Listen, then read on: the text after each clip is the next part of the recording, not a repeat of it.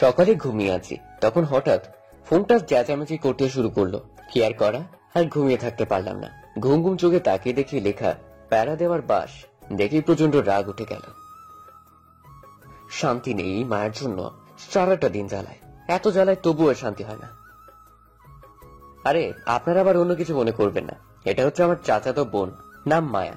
এর জ্বালাতনের কারণে লিখে রাখছি প্যারা দেওয়ার বাস। সারাদিন জ্বালায়, যেখানে যাই সেখানে। এই জ্বালায় ওয়াশরুমে গিয়েও শান্তি নাই। এদিকে ফোনটা বেজে যাচ্ছে, আর ধরলাম না। ফোনটা সাইলেন্ট করে রেখে আবার শুয়ে পড়লাম। কিছুক্ষণ পর আমার বোনটা এসে ধাক্কাতে লাগলো আর বলল, ভাইয়া, ওই ভাইয়া, জলদি ওঠ, কথা আছে। দূর হয়ে যায় শয়তান, এখন চোখের সামনে থেকে একটু ঘুমাতে দে আমায়। এখন না শুনলে আম্মু ঝাড়ু নিয়ে আসবে, এই বলে দিলাম। যদি ঝাড়ুর বাড়ি খেতে না চাস তাহলে উঠে পড়। এটা শুনে তাড়াতাড়ি ঘুম মামা চলে গেল। আমি আম্মু একটু ভয় পাই বেশি, কিন্তু আব্বুর সাথে বন্ধুর মতো ফ্রি। তখন আমি বললাম, বল, উঠে পড়ছি। আম্মু বলছে তোকে নিচে যেতে, জলদি গিয়ে শুনে আয়। ঠিক আছে, এখনই যাচ্ছি। তারপর উঠে নিচে চলে গেলাম। গিয়ে দেখি আম্মু রান্না করে।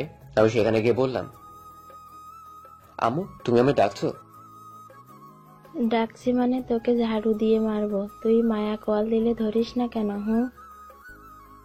কি বলবো, এ জ্বালায় ফোন ধরতে মন চায় না, কিন্তু আম্মুর জন্য ধরতে হয়। যদি না ফোন ধরি তাহলে এমনি উল্টোপাল্টা বিচার দিয়ে দেয়। আর অবশেষে জাতীয় ঝাড়ুর বাড়ি আমার পিঠে পড়ে কারে বলবো এত কষ্টের কথা।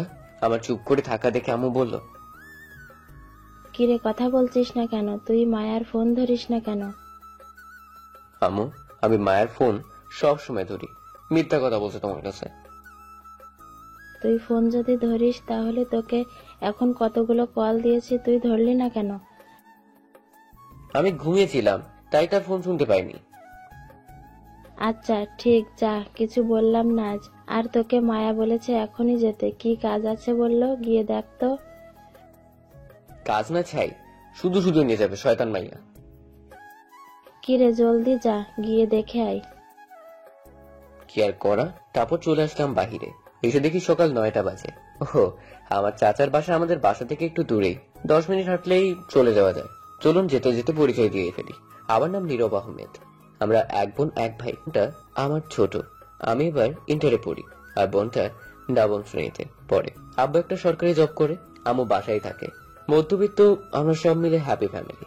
আর চাচা আমাদের চেয়ে অনেক বড় লোক, আর তার একটাই মেয়ে, নাম মায়া। আরেকটি ছেলে ছিল, জন্মের সময় মারা গেছে। তারপর মায়া এসেছে এই পৃথিবীতে। মায়া আমার থেকে 2 বছরের বড়। মায়া এখন অনার্সে পড়ে। ওহো, আপনাদের বলতে বলতে চলে এসেছি চাচার বাসায়। তখন কলিং বেল বাজালাম। কিছুক্ষণ পর চাচি এসে খুলে দিল। তখন আমি সালাম দিয়ে বললাম, কেমন আছো চাচি তুমি?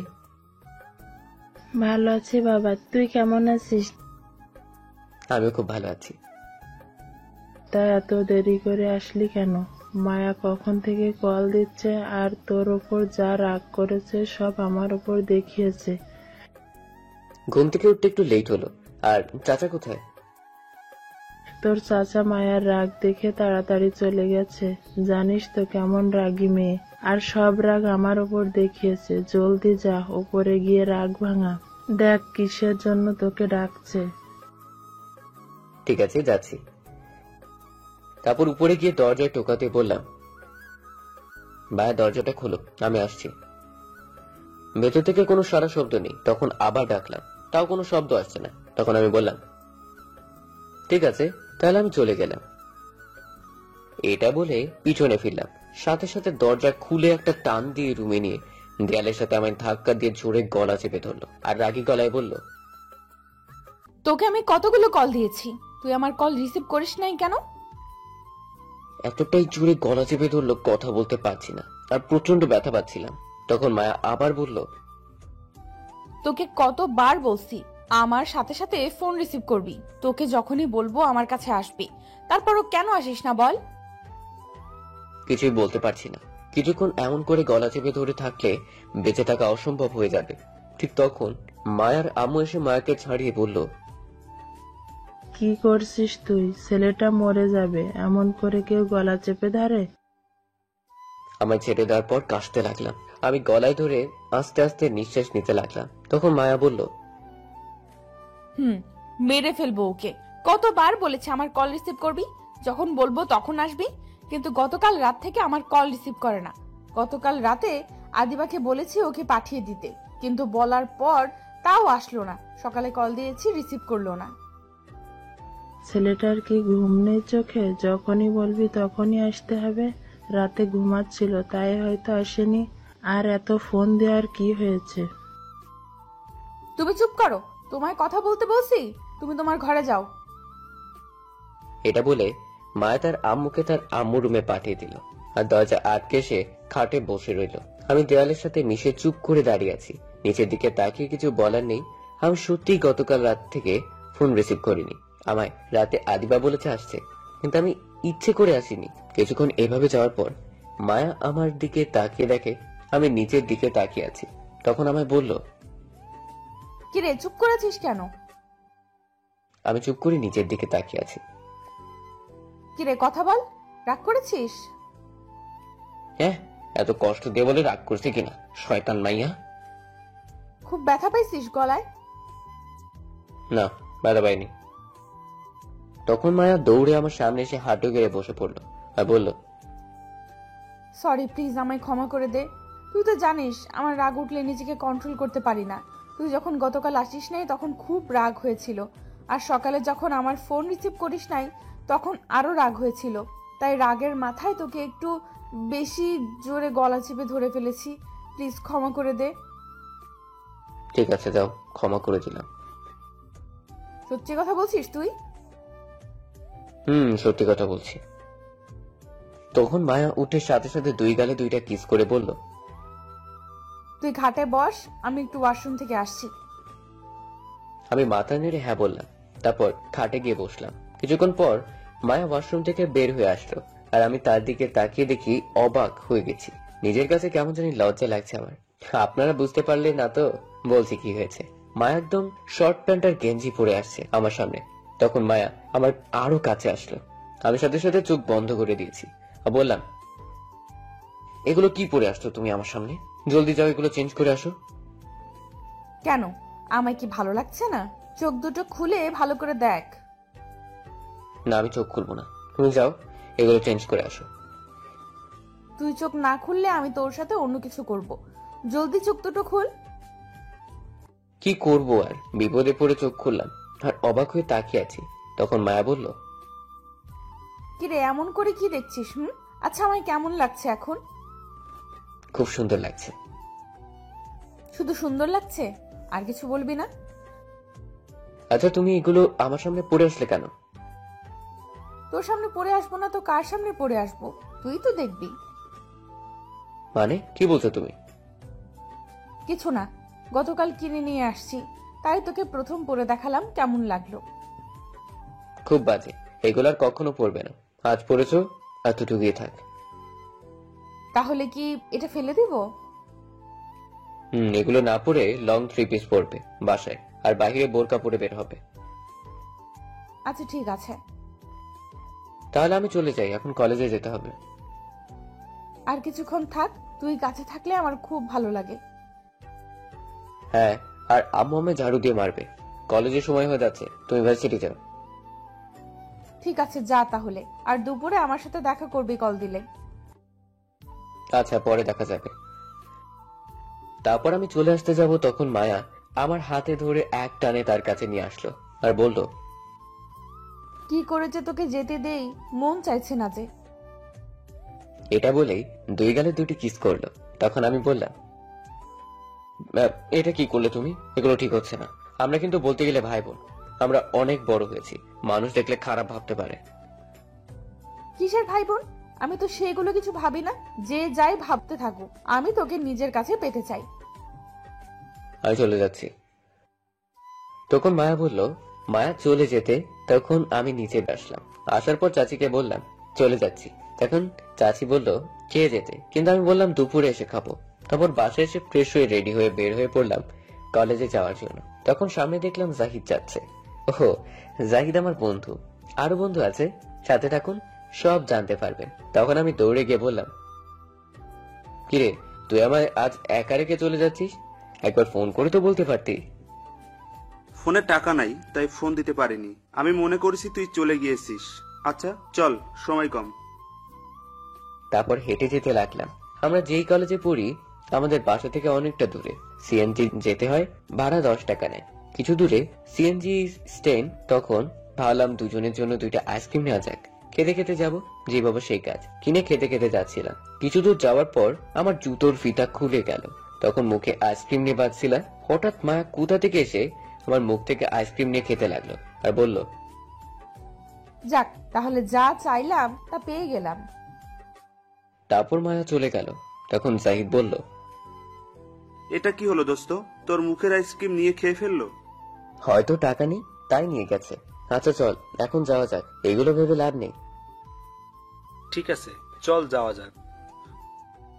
তারপর আমি আর জাহিদ হাঁটতে লাগলাম। ওহো, আপনাদের কাছে তো বলাই হয়নি মায়ার ভার্সিটি কোথায়। মায়ার ভার্সিটি আর আমাদের কলেজ দুটি 2 রাস্তা দিয়ে যেতে হয়, তাই একটু বাঁচা গেল।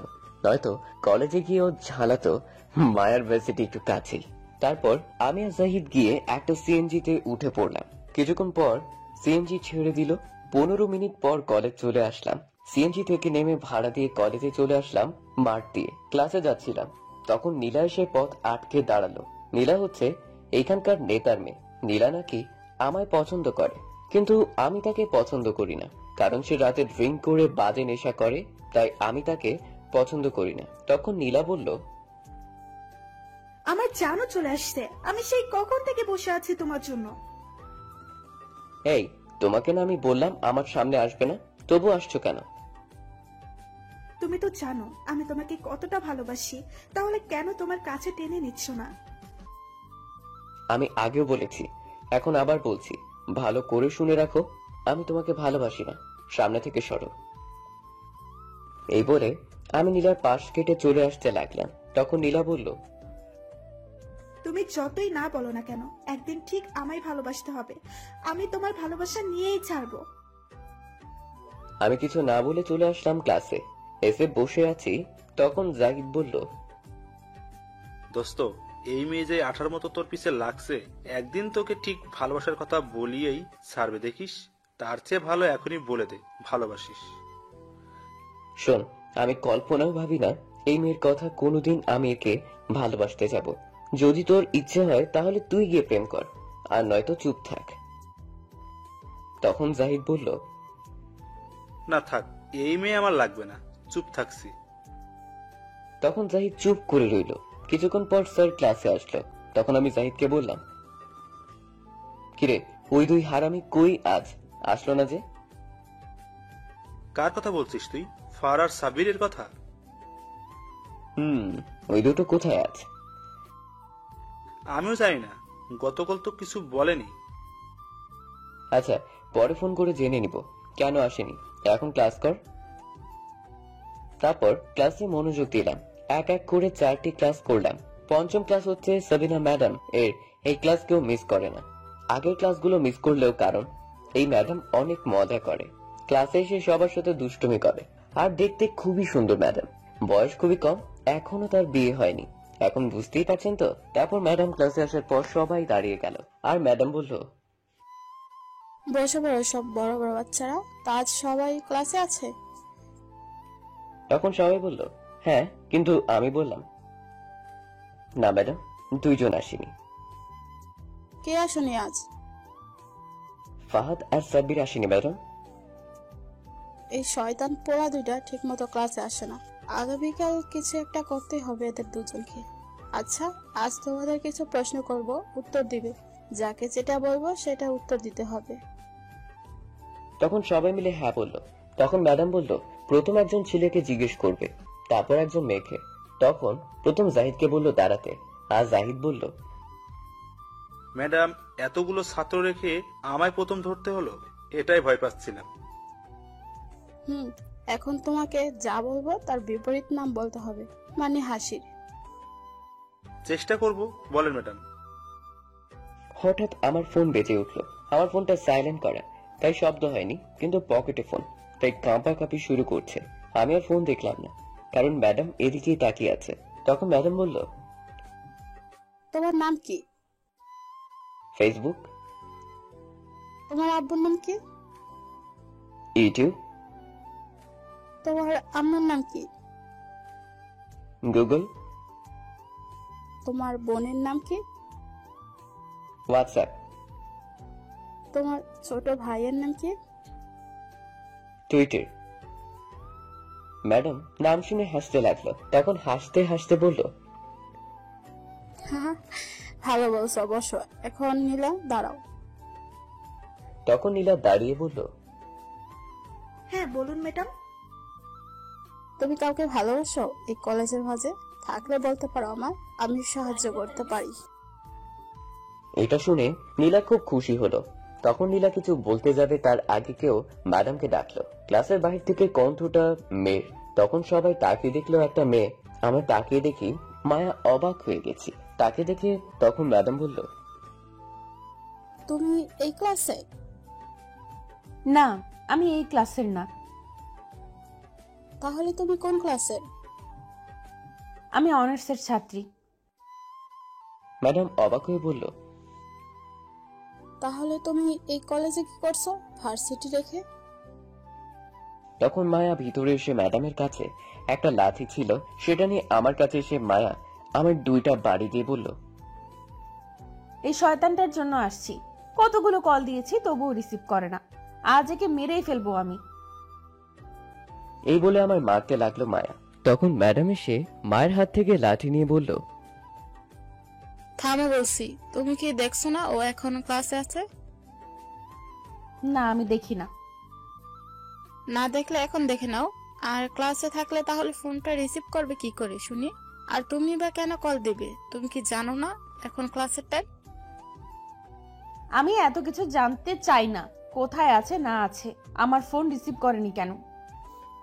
এই বলে আমায় আবার ঘুষি মারতে লাগলো। শয়তানটার জ্বালায় এখন ক্লাসেও শান্তি নেই। তখন ম্যাডাম বলল, তোমরা দুজন ক্লাসের বাইরে গিয়ে মারামারি করো, কিন্তু এই ক্লাসে না। যাও, ক্লাস থেকে বের হও। তখন মায়া রেগে আমার ব্যাগ নিয়ে বাহিরে চলে গেল। আমি আর কি করব, আস্তে আস্তে বের হয়ে যেতে লাগলাম। তখন ম্যাডাম আমায় বলল, শোনো, নেক্সট টাইম ক্লাসে ফোন নিয়ে আসবা না, মনে থাকে যেন কথাটা। আমি মাথা নেড়ে হ্যাঁ বললাম।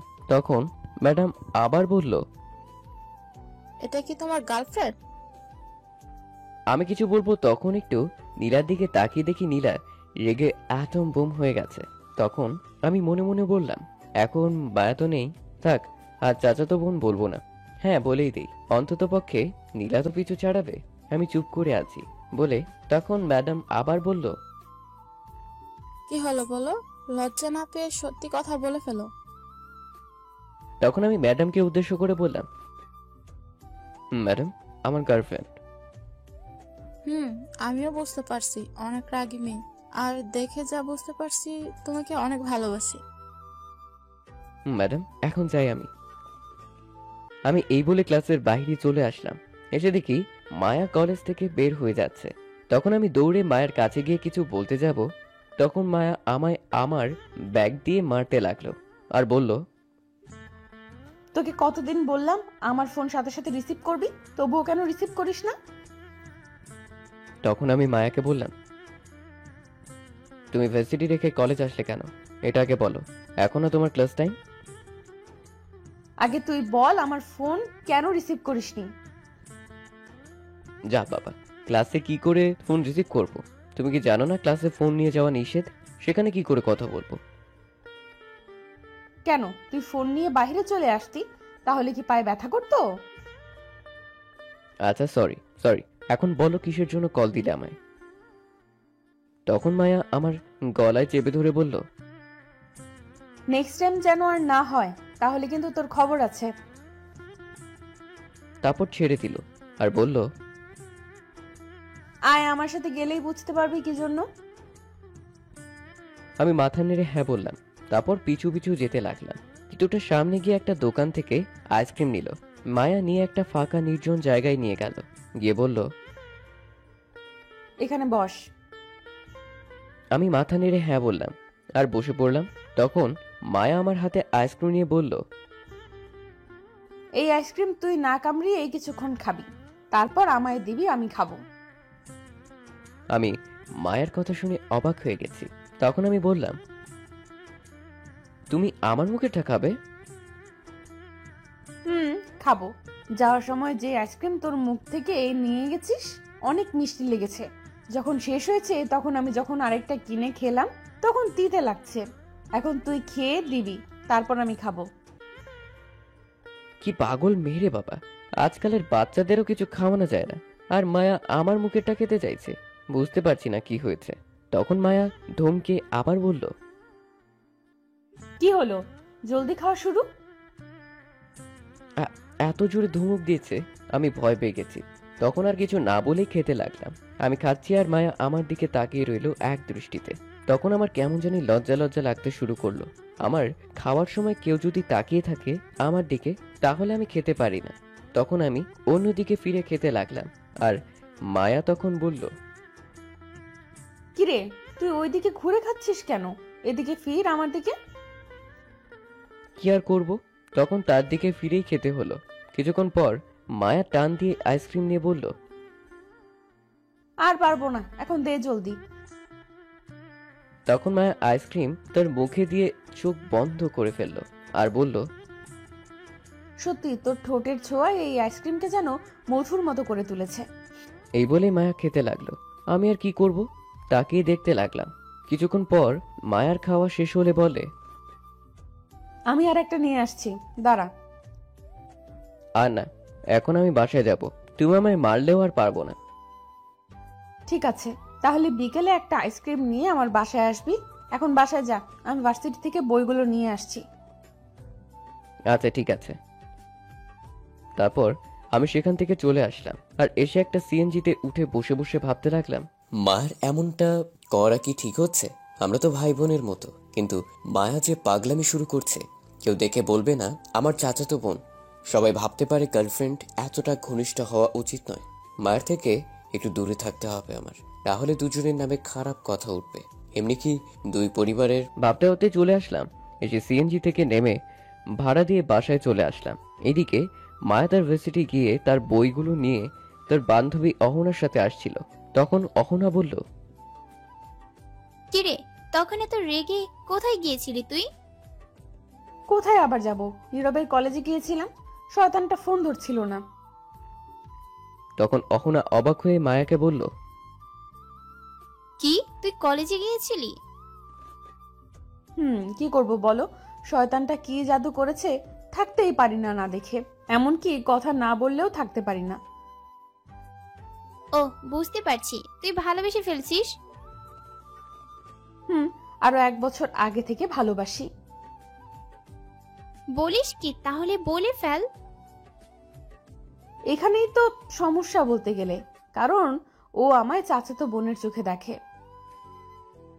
এর চোখের নামে ইজ্জত পুরো থানায় মামলা করা দরকার। না, সেটাও করা যাবে না, তাহলে আমার থেকে দূরে চলে যাবে।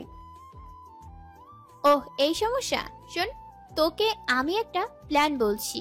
তুই যদি এই কাজ করতে পারিস তাহলে 100% তোকে ভালোবাসবে। তাহলে জলদি বল।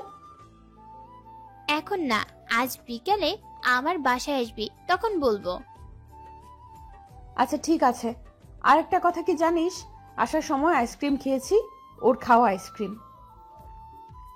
তার মানে তুই তার খাওয়া এই আইসক্রিম খেতে গিয়েছিলি? কি করব বল, আমি নিজে কিনে খেতে গেলে তিতে লাগে, তাই গিয়েছি তার আইসক্রিম খেতে। মিষ্টি লাগে অনেক। তুই তো কিস করলেই হয়, আইসক্রিম না খেয়ে। এটা যদি এখন করতে যাই তাহলে রাগ করবে আর আমার সামনেই আসবে না। এখন তো বকা দিয়ে সামনে নিয়ে আসি, তখন আর আসবেই না। যে করেই হোক, যে কোনো কিছুর বিনিময়ে হোক, আমি ওকে আমার চাই। পাবি, চিন্তা করিস না। আজ বিকেলে আমার বাসায় আসবি কিন্তু। আচ্ছা ঠিক আছে, আসবো। এখন বাসায় যা, তোর বাসায় এসে গিয়েছিস। এ কি রে, আমরা এতটা পথ কথা বলে চলে আসছি।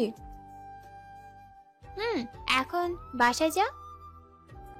আচ্ছা ঠিক আছে। তারপর মায়া চলে গেল তার বাসায়, আর অহনা চলল তার বাসার উদ্দেশ্যে। এদিকে আমি বাসায় আসার পর আম্মু আমায় দেখে বলল, কিরে, আজ এত তাড়াতাড়ি চলে এলি কলেজ থেকে, কারণ কি? তখন আমি একটু মজা করে বললাম, এতদিন স্যার আমাদের ছুটি দিত, আজ আমরা স্যারদের তাড়াতাড়ি ছুটি দিয়ে চলে আসছি। তখন আম্মু একটু রাগী গলায় বলল,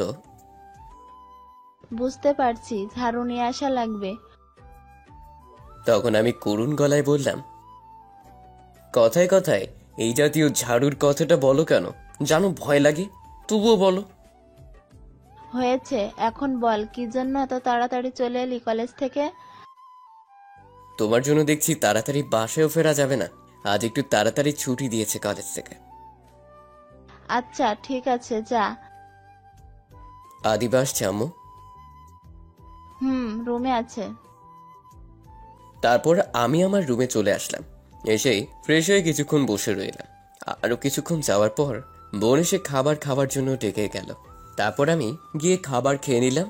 খেয়ে কিছুক্ষণ রেস্ট নিয়ে বিকেলে বাসা থেকে বেরিয়ে পড়লাম আড্ডা দিতে। তারপর জাহিদকে ফোন দিলাম, বললাম আমাদের আড্ডাখানায় আসতে।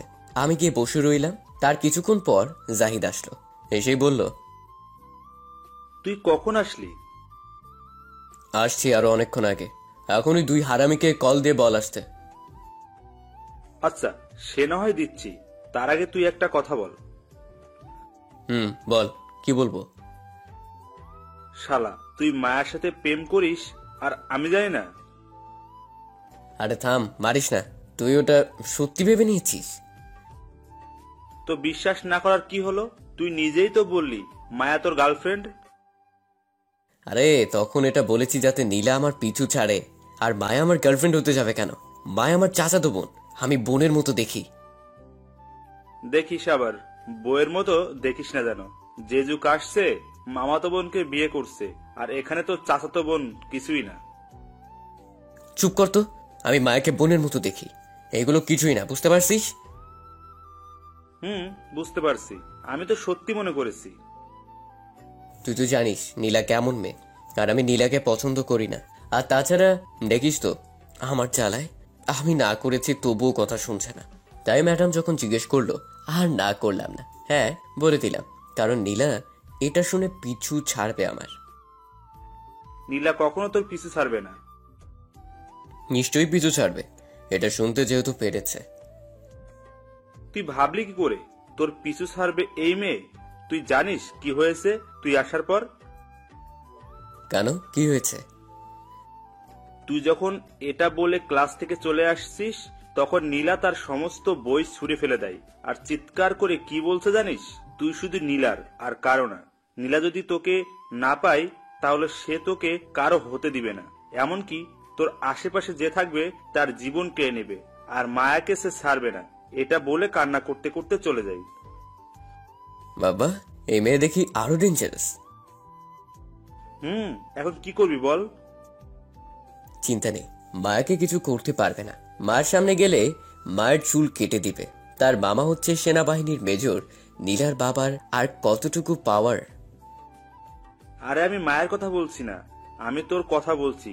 তোকে যদি উঠিয়ে নিয়ে যাই? আরে না, কিচ্ছু হবে না, দেখিস।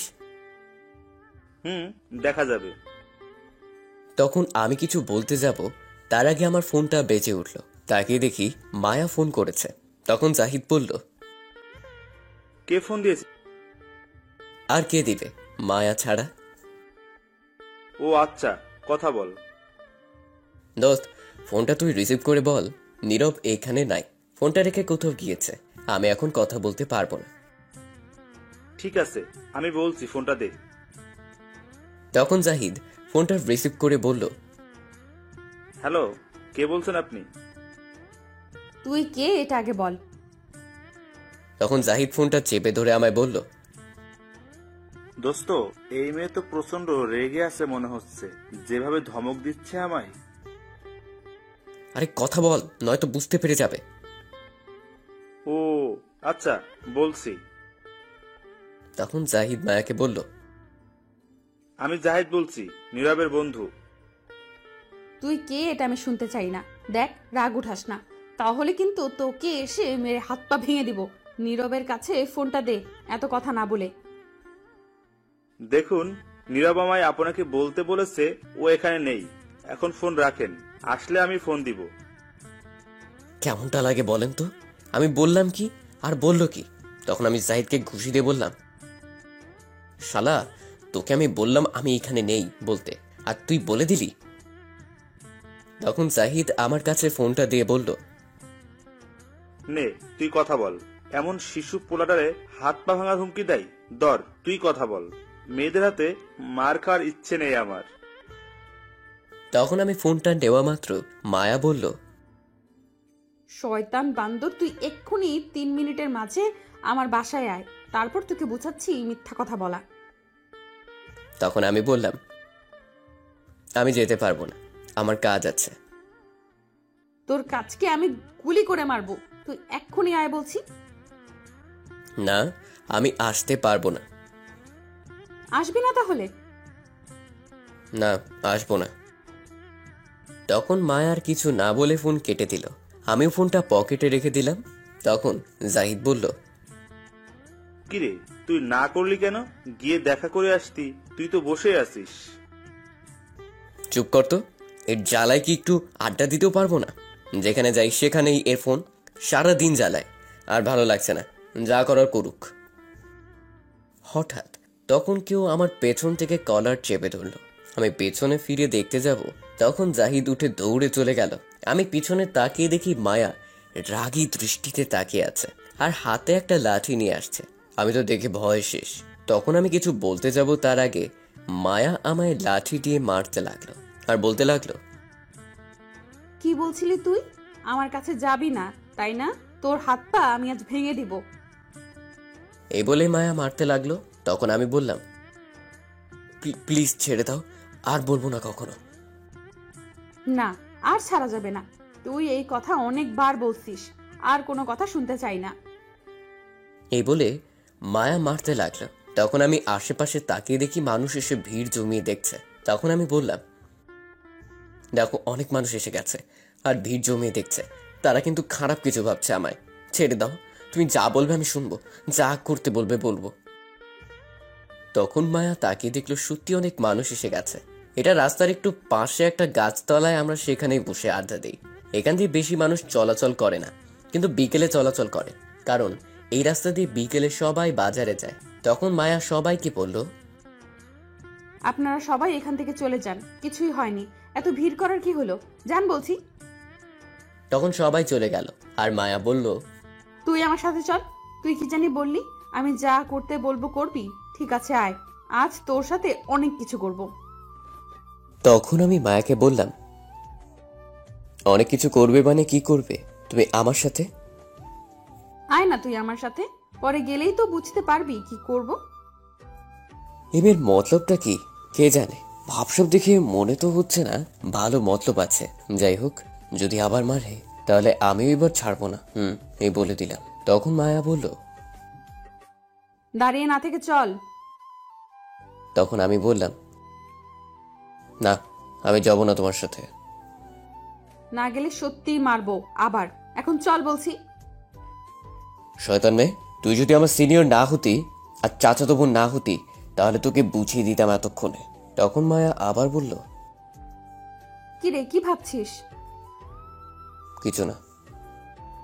চল তাহলে, তুই বলছিস আমি যা বলবো করবি, এখন চল। এই বলে তখন মায়া আবার হাতে ধরে টেনে নিয়ে যেতে লাগলো, কিন্তু অন্য একটা রাস্তা দিয়ে নিয়ে যেতে লাগলো আমায়।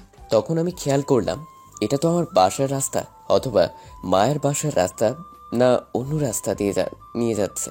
তখন আমি মায়াকে জিজ্ঞেস করলাম, কোথায় নিয়ে যাচ্ছ আমায়? এদিক দিয়ে, এটা তো বাসার রাস্তা নয়। তখন মায়া হাসতে হাসতে বলল, চুপ করে আয়, অনেক কিছু করার আছে। কতদিন অপেক্ষায় ছিলাম এই দিনটির জন্য। কোনো কথা না বলে আয়। তখন আমি কিছুটা ভয় পেয়ে গেলাম মায়ের কথা শুনে, কারণ এই মায়া অনেক রাগী মেয়ে, আবার মারবে না তো, এটা ভেবেই ভয় লাগছে। কিছুক্ষণ পর মায়া একটা বাসার সামনে নিয়ে গেল, গিয়ে তখন টেনে আমায় ভিতরে নিয়ে গেল। মায়া ভিতরে নিয়ে যাওয়ার পর দেখি একটা মেয়ে উল্টো দিকে ফিরে রয়েছে দাঁড়িয়ে। তখন মায়া তাকে উদ্দেশ্য করে বলল, কি রে অহনা, আঙ্কেল আন্টি কোথায় আজ? একটু পাশের বাসায় গেছে একটা চাচিকে দেখতে, খুবই অসুস্থ তাই। অহনা এদিকে ফিরেই দেখলো আমি মায়ের সাথে আসছি। তখন অহনা বলল, এ কি নীরব ভাইয়া, আপনি কেমন আছেন? আসলে অহনা আমায় আগে থেকে চিনে, কারণ মায়া পরিচয় করিয়ে দিয়েছিল একদিন, আর ভাইয়া বলে ডাকতে বলছে, আর সেখান থেকে আমিও চিনি। তখন আমি অহনাকে বললাম, এই তো আছি কোনো মতে বেঁচে আর কি। কেন, কি হয়েছে? আমি কিছু বলতে যাব তখন মায়া বলল, থাক, আর কিছু জিজ্ঞেস করা লাগবে না, আমি নিয়ে আসছি। আর শোন, তোর রুমটা আমার লাগবে, এখন আমাদের কাজ আছে, তুই ভুলেও আসতে পারবি না যতক্ষণ না আমি বলি। কি ব্যাপার, কি মতলব তোর? সেটা তোকে বলতে যাবো কেন?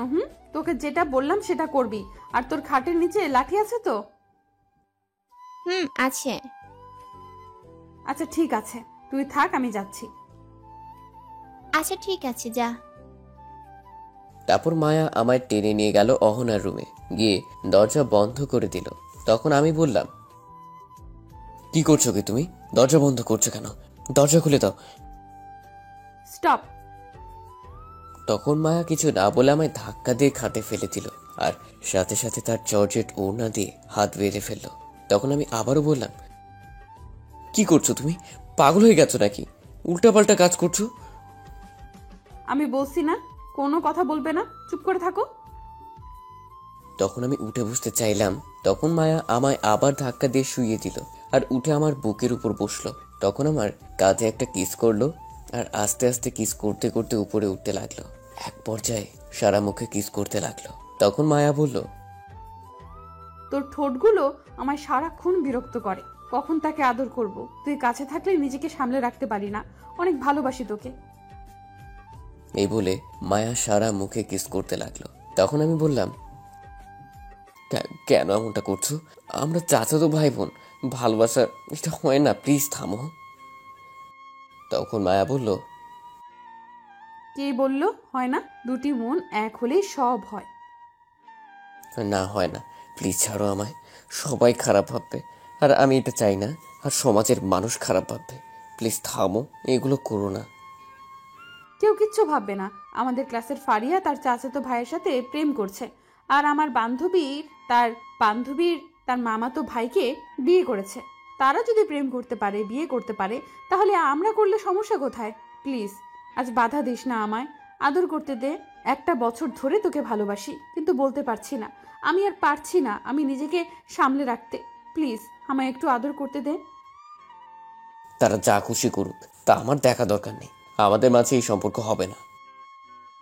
প্লিজ আমায় ফিরিয়ে দিস না, তুই চাইলেই হবে। আমি তোকে অনেক ভালোবাসি। কিন্তু আমি ভালোবাসি না, আমি তোমাকে বোনের মতো দেখি, প্লিজ ছাড়ো। কেন বুঝতে পারছিস না? আমি তোকে অনেক ভালোবাসি। তুই আমায় বোনের মতো ভাবিস, কিন্তু আমি তেমন কিছুই ভাবি না। আমি তোকে ছাড়া থাকতে পারবো না, অনেক ভালোবাসি। দেখো, আমার কিন্তু এখন রাগ উঠে যাচ্ছে, ছাড়ো বলছি। আমি তোমাকে ভালোবাসি না, সরো আমার উপর থেকে।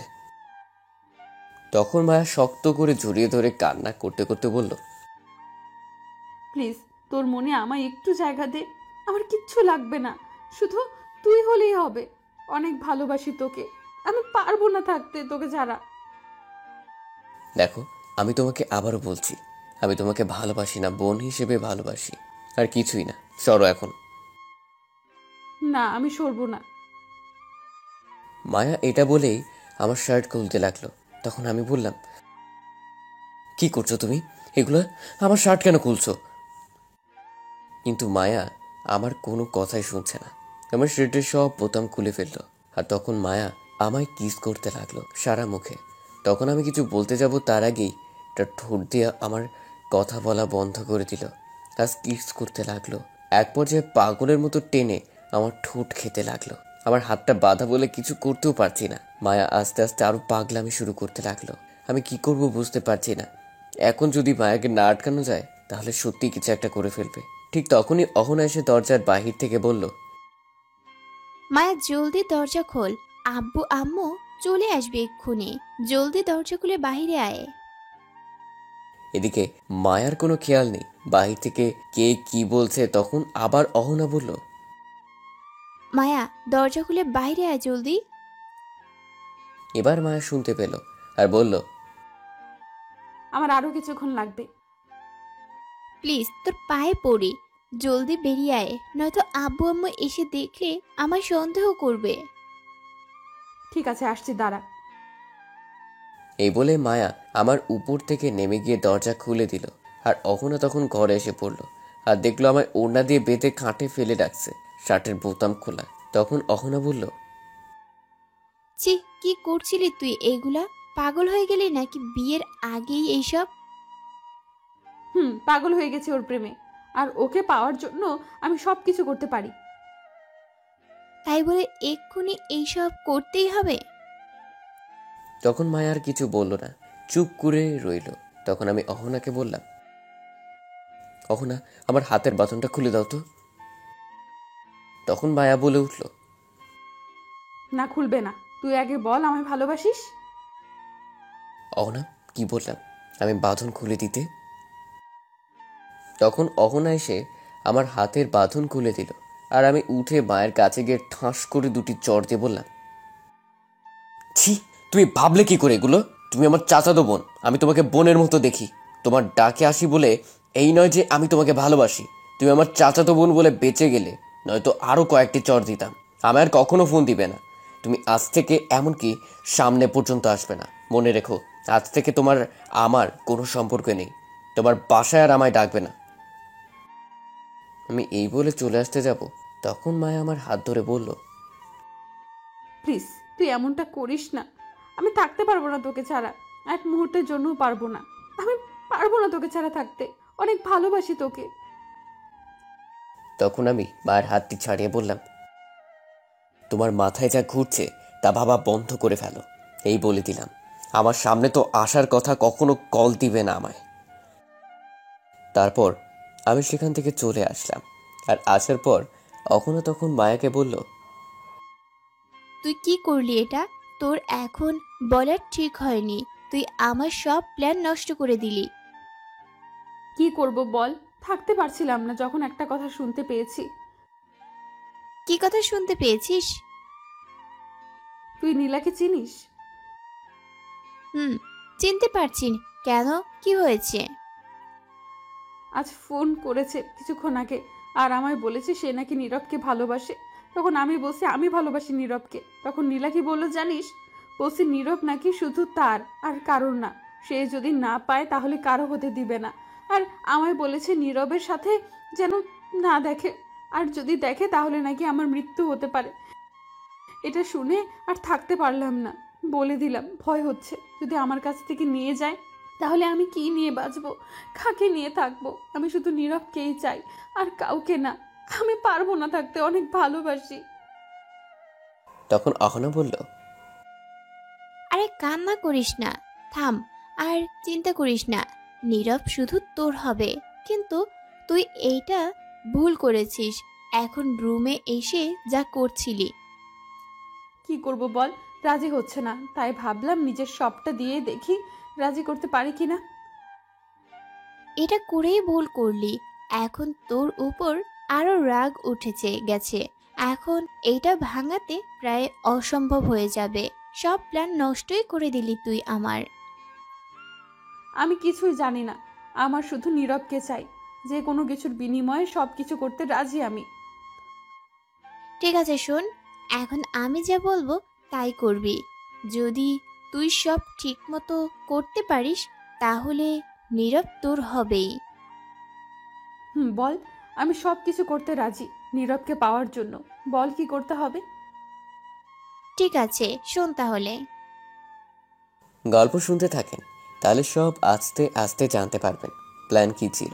সবকিছু শুনে মায়া তখন বলল, ঠিক আছে, আমি সব কিছু করতে রাজি, সব করব পাওয়ার জন্য। কিন্তু এটা যদি না কাজ হয় তাহলে? এটা কাজ করবেই, চিন্তা করতে হবে না। কারণ আমিও এটা করেছি। আর আমার চাচাতো ভাইয়ের সাথে রিলেশন চলছে আমার। ওই শয়তান মেয়ে। তুই রিলেশন করছিস, আগে বলিসনি কেন? ভেবেছিলাম বলবো বলবো, কিন্তু তুই তো আমার সাথে আর এই বিষয় নিয়ে কথা বলিসনি, তাই। আচ্ছা ঠিক আছে, দেখি তোর প্ল্যান কতটুকু কাজ করে। তাহলে আমি আগামীকাল থেকে কাজে লেগে পড়বো। তাই কর। আর ওই নীলাকে কিছু একটা করতে হবে। ওর কত বড় সাহস আমার জানকে আমার কাছ থেকে নিয়ে যাওয়ার হুমকি দেয়। আমি ওকে দেখে নিব। তা কি করবি তুই নীলাকে? তুই শুধু দেখ কি করি আমি নীলাকে। দেখি তুই কি করিস, তবে একটু তাড়াতাড়ি কিছু করিস, কারণ নীরব যেহেতু তোর উপর রেগে আছে, এখন তোর কাছ থেকে নিজেকে অনেক দূরে সরিয়ে নেবে। আর নীলা যেহেতু তোকে হুমকি দিয়েছে, তাহলে এই ফাঁকে নীলা তার কাজ করে যাবে, আর তোর থেকে বেশি এগিয়েও যাবে, আর নীলা নীরবকে পেয়েও যাবে। কখনো না, নীরব শুধু আমার, আর কারো না। এখানে আরেকটা চিন্তার বিষয় আছে। কি সেটা? যদি নীলা তার আব্বু আম্মুকে নিয়ে নীরবের বাসায় যায় বিয়ের কথা বলতে, তাহলে কি হবে? আরে এই চিন্তা নেই, আসলেও কিছু হবে না। আমি মামাকে দিয়ে তাদের দেখে নিব।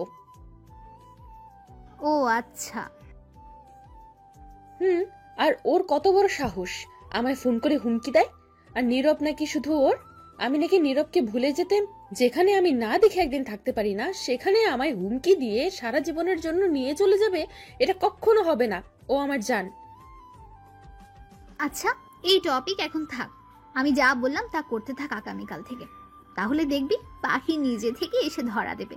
এখন আয়, একটু ফুচকা খেয়ে আসি। আব্বু আম্মু চলে আসছে মনে হয়। এখন ফুচকা খেতে যাবি? চল।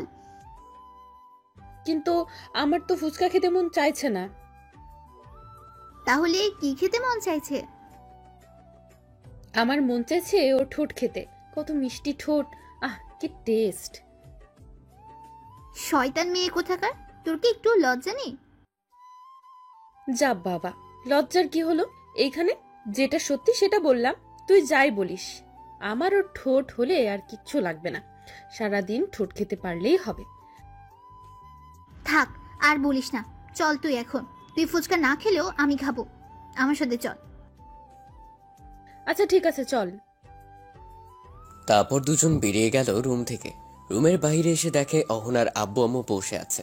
তখন অহনা তার আব্বু আম্মুর সাথে কথা বলে বাসার বাইরে চলে আসলো মায়াকে নিয়ে, আর ফুচকা খাওয়ার উদ্দেশ্যে যেতে লাগলো ফুচকার দোকানে।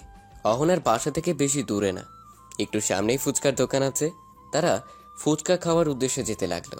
এদিকে আমি অহনাদের বাসা থেকে বেরিয়ে আমার বাসায় যেতে লাগলাম, আর মনে মনে ভাবতে লাগলাম, ছি, মায়া আমার সাথে এমনটা করবে আমি ভাবতেও পারিনি। আমরা তো ভাই বোনের মতো, তাহলে কেন এমনটা করছে মায়া? যেটা ভয় পাচ্ছিলাম সেটাই হলো। আম্মু আব্বু যদি জানতে পারে চাচাতো বোনের সাথে এরকম সম্পর্কে জড়ানো হচ্ছিল, তাহলে আমার উপর রাগ ঝাড়বে, আর সবাই জানার পর মান সম্মান সব শেষ হয়ে যাবে, আর সবশেষে দুই পরিবারের সম্পর্ক নষ্ট হয়ে যাবে। আর আমি কখনো পারবো না এমনটা করতে। আজ থেকে আর মায়ের বাড়িতে যাব না, এমনি গিয়ে তার মুখটাও দেখবো না। এই বলে বাসায় চলে আসছিলাম, তখনই ফোনটা বেজে উঠল। তাকে দেখি অপরিচিত নাম্বার। তখন ফোন রিসিভ করার পর সালাম দিলাম। ওপাশ থেকে সালামের উত্তর নিয়ে বলল, কেমন আছো আমার মিষ্টি বর? তখন আমি রাগী গলায় বললাম, ফাজলামো রেখে বলেন কে আপনি, নয়তো ফোন কেটে দিলাম। আরে এত রাগ করো কেন তুমি? আমি নীলা। ও আচ্ছা, তাহলে তুমি। আর আমায় কেন ফোন দিলেন এখন? আমি ফোন দিব না তো কে দিবে? তুমি আমার মিষ্টি বর। ধ্যাৎ, ফালতু কথা শোনার সময় নাই এখন, ফোন রাখো।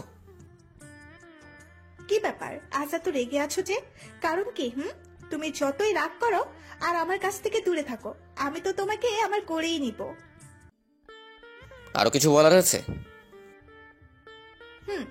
আর ওই মায়ের কাছ থেকে 100 হাত দূরে থাকবে, ভুলেও ওর কাছে যাবে না, আর কোনো মেয়ের দিকে তাকাবে না, এই বলে দিলাম। আমি কার কাছে যাব না যাব, কার দিকে তাকাবো না তাকাবো সেটা আমার ব্যাপার, তোমাকে নাক গলাতে বলিনি। আমার ফোনে আর কল দিবে না, এই বলে দিলাম। তুমি চাই বলো, তা আমার কিচ্ছু চাই আসে না। আমি শুধু তোমাকে চাই। আর একটা কথা, আমি আমার আব্বুকে তোমাদের বাড়িতে পাঠাবো বিয়ের কথা বলতে খুব তাড়াতাড়ি। এই বলে নীলা ফোন কেটে দিল। আমি আর কিছু না ভেবে বাসায় চলে আসলাম। এসে রুমে গিয়ে শুয়ে রইলাম। রাতে বোন এসে খাবার খাওয়ার জন্য ডেকে গেল। আমি খাবার খেয়ে সোজা রুমে চলে আসলাম। এসে ফোন বন্ধ করে ঘুমিয়ে গেলাম। ওদিকে মায়া খাবার খেয়ে তার রুমে গিয়ে আমায় ফোন দিতে গিয়ে দেখলো ফোন বন্ধ। তখন মায়া মনে মনে হাজারটা বকা দিয়ে শুয়ে পড়ল। সকালে মায়া একটু জলদি উঠে গেল। উঠে ফ্রেশ হয়ে মনে মনে বলতে লাগলো, মায়া, তোর ভালোবাসাকে পাওয়ার মিশন শুরু আজ থেকে। তাহলে প্রথম কাজটা শুরু করি এখন। আগে একটু জানটাকে দেখে তারপর বাকি কাজ করব। এই বলে মায়া নিচে আসলো। তখন মায়ের আম্মু মায়াকে দেখে অবাক হয়ে বলল, এটা আমি কাকে দেখছি? না, এটা হতে পারে না, এটা নিশ্চয়ই স্বপ্ন দেখছি। তখন মায়া তার আম্মুকে বলল, কি উল্টাপাল্টা বলছো মা? তুই কি সত্যি আমার মেয়ে মায়া? এখন দাঁড়িয়ে আছিস? তো তোমার কি মনে হয় আমি ভূত? না, তা নয়, দাঁড়া, একটা চিমটি কেটে দেখছি। তখন মায়ের আম্মু তার নিজের শরীরে চিমটি কেটে বলল, না, ব্যথা পেয়েছি, তার মানে সত্যি। তখন মায়া কিছু বলতে যাবে তার আগেই মায়ের আব্বু এসে তখন বলল, কি সত্যি মায়ার আম্মু? দেখো তো এটা কে? তখন মায়ের আব্বু দেখে বলল, এটা তো মায়া। এ কি রে মা, তোর শরীর ঠিক আছে তো? তুই এত সকালে উঠলি? তোমরা কি শুরু করলে বলো তো সকাল সকাল? কি শুরু করলাম আবার? আমার মেয়ে এত সকালে উঠবে আমি তো ভাবতেই পারিনি। যে মেয়ে 10টার আগে ঘুম থেকে উঠতে চায় না, সে মেয়ে আজ 6টার আগে উঠে গেল একদম ফ্রেশ হয়ে। কেন উঠতে পারি না বুঝি? উঠতে পারিস, কিন্তু হঠাৎ করে আজ এত সকালে উঠলি কি জন্য? একটু কাজ আছে, নীরবের বাসায় যেতে হবে। এত সকালে তাই বলে? কিছুক্ষণ পর এসে তারপর ভার্সিটি যাব। কি এমন কাজ বলতো? এত কারণ জিজ্ঞেস করো কেন? আমি কি পালিয়ে যাচ্ছি কোনো ছেলে নিয়ে? এমনি কাজ আছে তাই যাচ্ছি। আরে এত রাগ করার কি আছে? যা, তাড়াতাড়ি চলে আসবি। কি রাগী মেয়ে দেখছো, কিছুই বলা যায় না। তোমার মতো হয়েছে একদম। আমার চেয়েও বেশি রাগী হয়েছে। তখন মায়া বলল, আমি যাচ্ছি এখন। তারপর মায়া চলে আসলো বাসা থেকে বেরিয়ে। এসে হাঁটতে হাঁটতে চলে আসলো আমার বাসায়। তখন এসে দেখলো আম্মু উঠে বসে আছে। তখন আম্মু মায়াকে দেখে বলল, আরে মায়া, এত সকালে কেমন আছিস? ভালো, তুমি কেমন আছো? ভালো। তা আজ আমাদের বাড়িতে এত সকালে কি মনে করে? কেন আসতে পারি না? আরে পাগলি, মন খারাপ করছিস কেন? তুই তো আর আমাদের বাসায় আসতে চাস না, তাই বললাম। কেন আসতে পারবি না? এটা তো তোর বাড়ি, যখন খুশি আসবি। এখন থেকে প্রতিদিন আসবো। আয় ঘরে বস। এখনো কেউ ওঠেনি। না, সবাই উঠতে উঠতে 9টা বাজতে পারে। ও, নীরব উঠছে। না, ঘুমাচ্ছে। এত সকালে উঠবে নীরব? আর মানুষ পেলি না কেন? কি হয়েছে? একটু কাজ আছে ওর সাথে। ও আচ্ছা, তাহলে তুই গিয়ে তোল। আমি একটু পাশের বাসায় যাচ্ছি। কিছুক্ষণ আগে এসে বললো একটু যেতে। গিয়ে শুনে আসি। তুই থাকিস, আমি আসছি 10 মিনিটের মাঝে। ঠিক আছে, যাও। আমি গিয়ে তুলছি নীরবকে এক্ষুনি। তখন আম্মু চলে গেল আর মায়া চলে আসলো। এসে দেখে আমার রুমের দরজা খোলা। তখন মায়া বলল, বাহ, ভালোই হয়েছে, রুমের দরজাটা খোলা রেখেছে। তখন মায়া রুমে গিয়ে দেখে আমি ঘুমিয়ে আছি। তখন মায়া দরজা বন্ধ করে বলল, ইস, কি কিউট লাগছে ঘুমের মধ্যে। মন চাইছে এক্ষুনি গিয়ে বুকে মাথা রেখে শক্ত করে জড়িয়ে ধরে চুপটি করে ঘুমিয়ে পড়তে। এই বলে মায়া আরো কাছে গিয়ে দাঁড়ালো আর এক দৃষ্টিতে তাকিয়ে রইল কিছুক্ষণ। তাকিয়ে হঠাৎ ঠোঁটের দিকে চোখ গেল। তখন মায়া তার ঠোঁটে কামড় দিয়ে বলল, ইস, এত মিষ্টি ঠোঁট, আমার দেখলেই নিজেকে সামলে রাখতে পারি না। কি করি এখন? দুষ্টু মন বলছে খেতে, ঠোঁট তোমায় ডাকছে, কি করি এখন? এই বলে মায়া তাকিয়ে রইল কিছুক্ষণ, যাওয়ার পর বলল, আর পারছি না নিজেকে সামলে রাখতে, যা হওয়ার হবে, আগে ঠোঁট খেয়ে নেই। তখন মায়া আমার গেঞ্জি দিয়ে পা বাঁধলো আর তার ওড়না দিয়ে হাত বাঁধলো, বেঁধে আমার বুকে বসে পড়লো। তখন আমার সাথে সাথেই ঘুম ভেঙে গেল। আর তাকিয়ে দেখি মায়া বসে আছে আমার উপর। আমি কিছু বলার আগেই তার ঠোঁট দিয়ে আমার কথা বলা বন্ধ করে দিল আর ঠোঁট খেতে লাগলো। 1 মিনিট যাওয়ার পর হঠাৎ আম্মু বাহির থেকে বলল, মায়া কই, তুই একটু জলদি আয় তো মা। তখন মায়া বলল, শাশুড়ি আর ডাকার সময় পেল না, একটু রোম্যান্স করছি তাও করতে দিবে না। হ্যাঁ, সমস্যা নেই, পরে একেবারে খেয়ে পুষিয়ে নেব। তখন আবার আম্মু বলল, মায়া একটু জলদি আয়। আসছি, একটু দাঁড়াও। তখন আমি মায়াকে রাগী গলায় বললাম, আবার রুমে আসার তোমাকে সাহস দিল কে? কিছুদিন পর এটা আমার রুম হবে, সাহসের কি হলো? আমি আমার রুমে আসছি। আর তুমি আমায় কিস করলে কেন? এগুলো সব আমার জিনিস, আমি খাবো না তো কে খাবে? তোমাকে না বলছি আমার সামনে আসবে না, যাও আমার সামনে থেকে। মায়া কই রে, তুই আয়। আসছি। তখন মায়া আমার হাতের বাঁধন খুলে তার ওড়না নিয়ে চলে গেল বাহিরে আর গিয়ে মনে মনে বলল, যা রাগ করার কর, যা বকা দেওয়ার দিয়ে নে, আজকের দিন শুধু, আগামীকাল থেকে আর পারবি না। আমি তখনই উঠে গিয়ে হাত মুখ ধুয়ে এসে বকা দিতে দিতে মায়াকে শুয়ে ঘুমিয়ে পড়লাম। এদিকে মায়া আম্মুর কাছে গিয়ে বলল, কি হয়েছে বলো? আর বলিস না, হাতটা একটু কেটে গেছে ওই বাড়িতে গিয়ে, তুই একটু বেঁধে দে তো। ইস, তোমার কি কোনো খেয়াল নেই কতখানি কেটে গেছে হাত? কিভাবে কাটলো? আসো বেঁধে দেই। জানি না কি করে কেটে গেছে হঠাৎ। আচ্ছা, নীরবকে উঠাইছিলি? যে কাজে গিয়েছে সেটা আর হয়নি, বললো হবে না, অন্য কোনো দিন নিয়ে যাবে। ও আচ্ছা, কি কাজ? পরে বলবো তোমাকে, আগে হয়ে যাক। তারপর মায়া বেঁধে দিল হাত দিয়ে, আমার বোনকে উঠিয়ে আম্মুর কাছে দিয়ে বিদায় নিয়ে চলে গেল। সেখান থেকে সোজা অহনার বাসায় চলে গেল। গিয়ে দেখে অহনা তার জন্য অপেক্ষা করছে। তখন অহনা বলল, এত লেট করলি কেন? তোর ফোন কোথায়? বন্ধ কেন? আমার ফোন ভুলে বাসায় রেখে আসছি, আর আসার সময় জানটাকে দেখে আসছি, তাই লেট হলো। তুই আবার ওইখানে গেলি কেন? একটু ঠোঁটে কিস করতে গেছিলাম, গিয়ে কিস করে আসছি। হাই রে পাগলি মাইয়া, বিয়ের পর সারা দিন কিস করিস, এখন চল।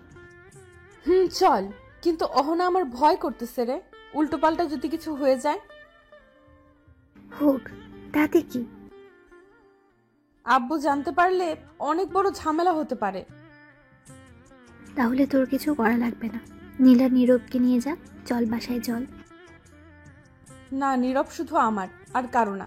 তুই চল, যাই হোক তাকে আমার চাই, তার জন্য সব কিছু করতে পারি। ঠিক আছে, চল তাহলে। তারপর অহনা আর মায়া একটা গাড়ি নিয়ে চলে গেল কোথাও।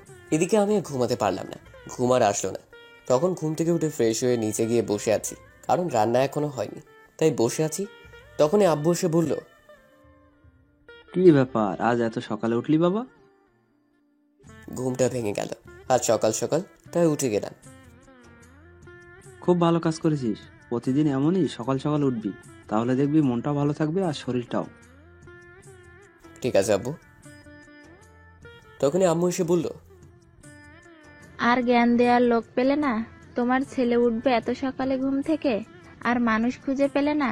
মায়া এসে ঘুম ভাঙিয়ে গেছে আজ, তাই এত সকালে উঠেছে। বলো কি, মায়াও আসছিল? কখন আসছিল? তোমরা ঘুম থেকে ওঠার আগে আসছিল, চলে গেছে আবার। ও আচ্ছা। তখন আমি বললাম, আম্মু, তুমি এখানে তাহলে রান্না করছে কে? আজ আদিবা রান্না করছে। আমি তো আম্মুর কথা শুনে অবাক হয়ে গেছি। কি, আদিবা রান্না করছে? তখন আব্বু অবাক হয়ে বলল, আদিবা রান্না করেছে আজ? আজ আদিবা রান্না করছে। তুমি যে রান্না করতে পাঠিয়েছো আদিবাকে, ও রান্না করতে গিয়েছে কোনোদিন এই রান্নার বিষয়ে কিছু জানে? তুমি আগে শিখাইছো? আদিবা রান্নাঘরে আসলে তো শেখাবো, কোনোদিন আসতেই নাই যে শেখাবো। তুই তো প্রতিদিন বলিস আম্মুর হাতে রান্না করা ছাড়া খাবো না, তাই তো আদিবা আসে নাই। তাহলে আজ রান্না করতে পাঠালে কেন? আমায় বকা দিয়ে তাড়িয়ে দিছে, ওর কাছেও থাকতে দিল না। বললো ও রান্না করবে, কি করব আমি বল? আজ নিশ্চয়ই পেটে 17 বাজাবে। আমি খাবো না আজ। আমার তো সুগার বেড়ে গেছে, তাই সকালে খেতে পারবো না, আমি অফিস চলে যাব। এগুলো আবার আদিবা দাঁড়িয়ে দাঁড়িয়ে শুনছিল আর রেগে অ্যাটম বোম হয়ে গেছে। কখন যে সে দাঁড়িয়েছিল কে জানে। তখন আদিবা বলল, কে খাবে না আমার রান্না করার খাবার? আমি এত কষ্ট করে রান্না করেছি, কোথায় উৎসাহ দেবে তা না করে আগেই না করে চলে যাচ্ছে। কেউ না খেয়ে গেলে মেরে বালি চাপা দিব। চুপচাপ বসে থাকো, কিছুক্ষণের মাঝেই রান্না শেষ হয়ে যাবে। আমি খাবার নিয়ে আসছি, খেয়ে যাবে। আমার লক্ষ্মী বোন, শোন না। আর একটা কথা বললে লাঠি নিয়ে আসবো কিন্তু, এই বলে দিলাম। ঠিক আছে, তুই রান্না কর, সবাই খাবো। আমার লক্ষ্মী মেয়ে আজ রান্না করছে, সবাই খাবো, তুই নিয়ে আয়। ঠিক আছে আম্মু, আমি যাচ্ছি। এই বলে চলে গেল আদিবা। তখন আমি বললাম, কি খাওয়াবে কে জানে আজ। কি আর খাওয়াবে, যেগুলো জীবনেও আর না খেয়েছি সেগুলো। তোমরা দুজনে কি শুরু করলে বলো তো? মেয়েটা এত কষ্ট করে রান্না করছে আর তোমরা বসে অপমান করছো। আরে না, অপমান করব কেন? আমরা খাবো বলছি তো। এত কষ্ট করে রান্না করেছে, আমরা কি না খেয়ে থাকতে পারি? কি রে বল? আব্বু, এত কষ্ট করে আমার বোন রান্না করছে, খাবো। হয়েছে, থাক, আর পাম দিতে হবে না। তারপর কিছুক্ষণ পর আদিবা বলল সবাইকে খাবার টেবিলে বসতে কি। সবাইকে বসে পড়লো। তখন আদিবা খাবার নিয়ে আসলো, এক এক করে সব নিয়ে এসে আম্মুকে, আব্বুকে আর আমাকে ভাত দিল। একটা প্লেটে প্রথম ভাত নেওয়ার পর আব্বু কিছু ভাত মুখে দিয়ে বলল, আচ্ছা মা, তুই বলতো ভাতের মাঝে কেমন জানি সয়াবিন তেল তেল লাগছে।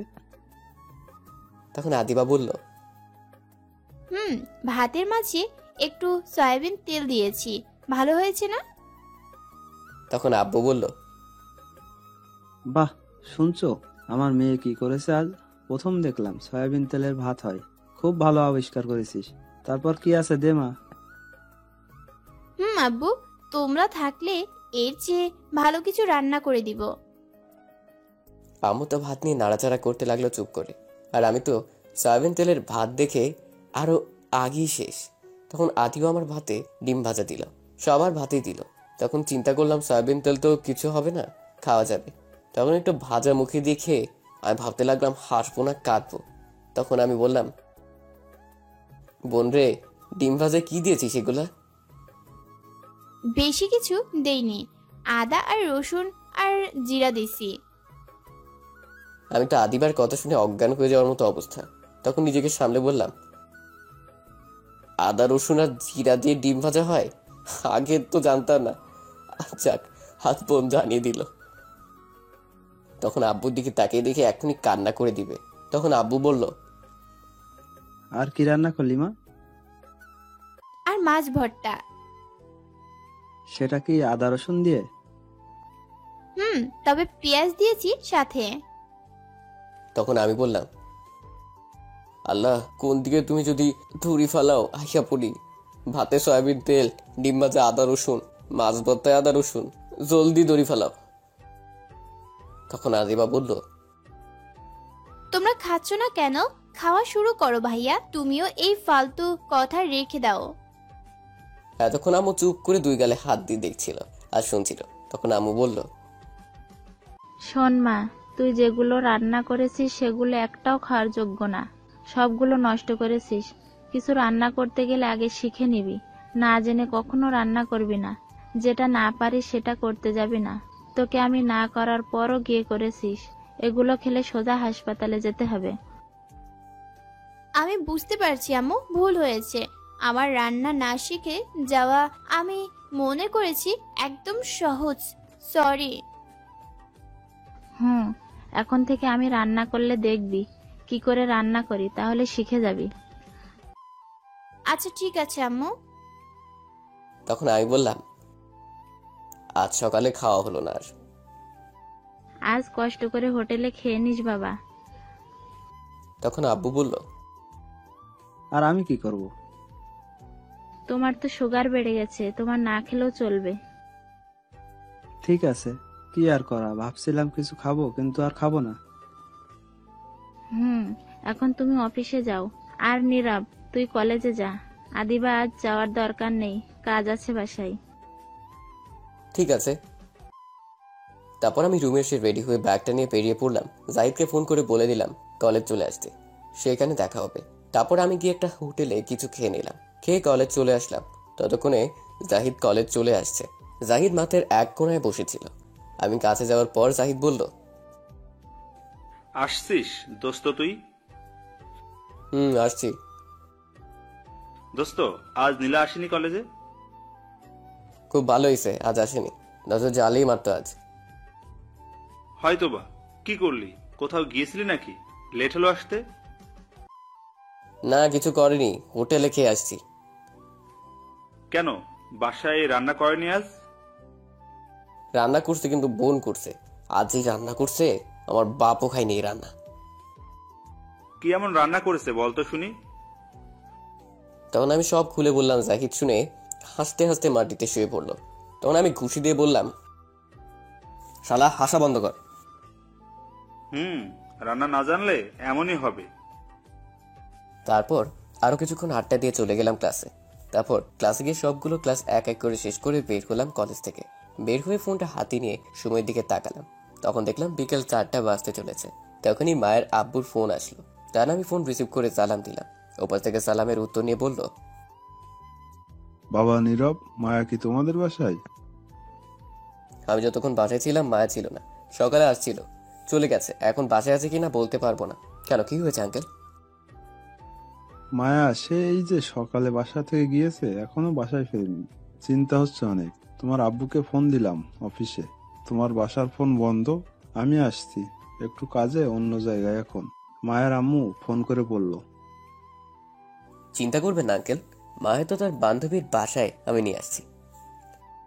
ঠিক আছে বাবা, তুমি একটু মায়াকে নিয়ে তাড়াতাড়ি বাসায় যাও। এ বলে মায়ের আব্বু ফোন কেটে দিল। তখন জাহিদ জিজ্ঞেস করলো, কি হয়েছে দোস্ত?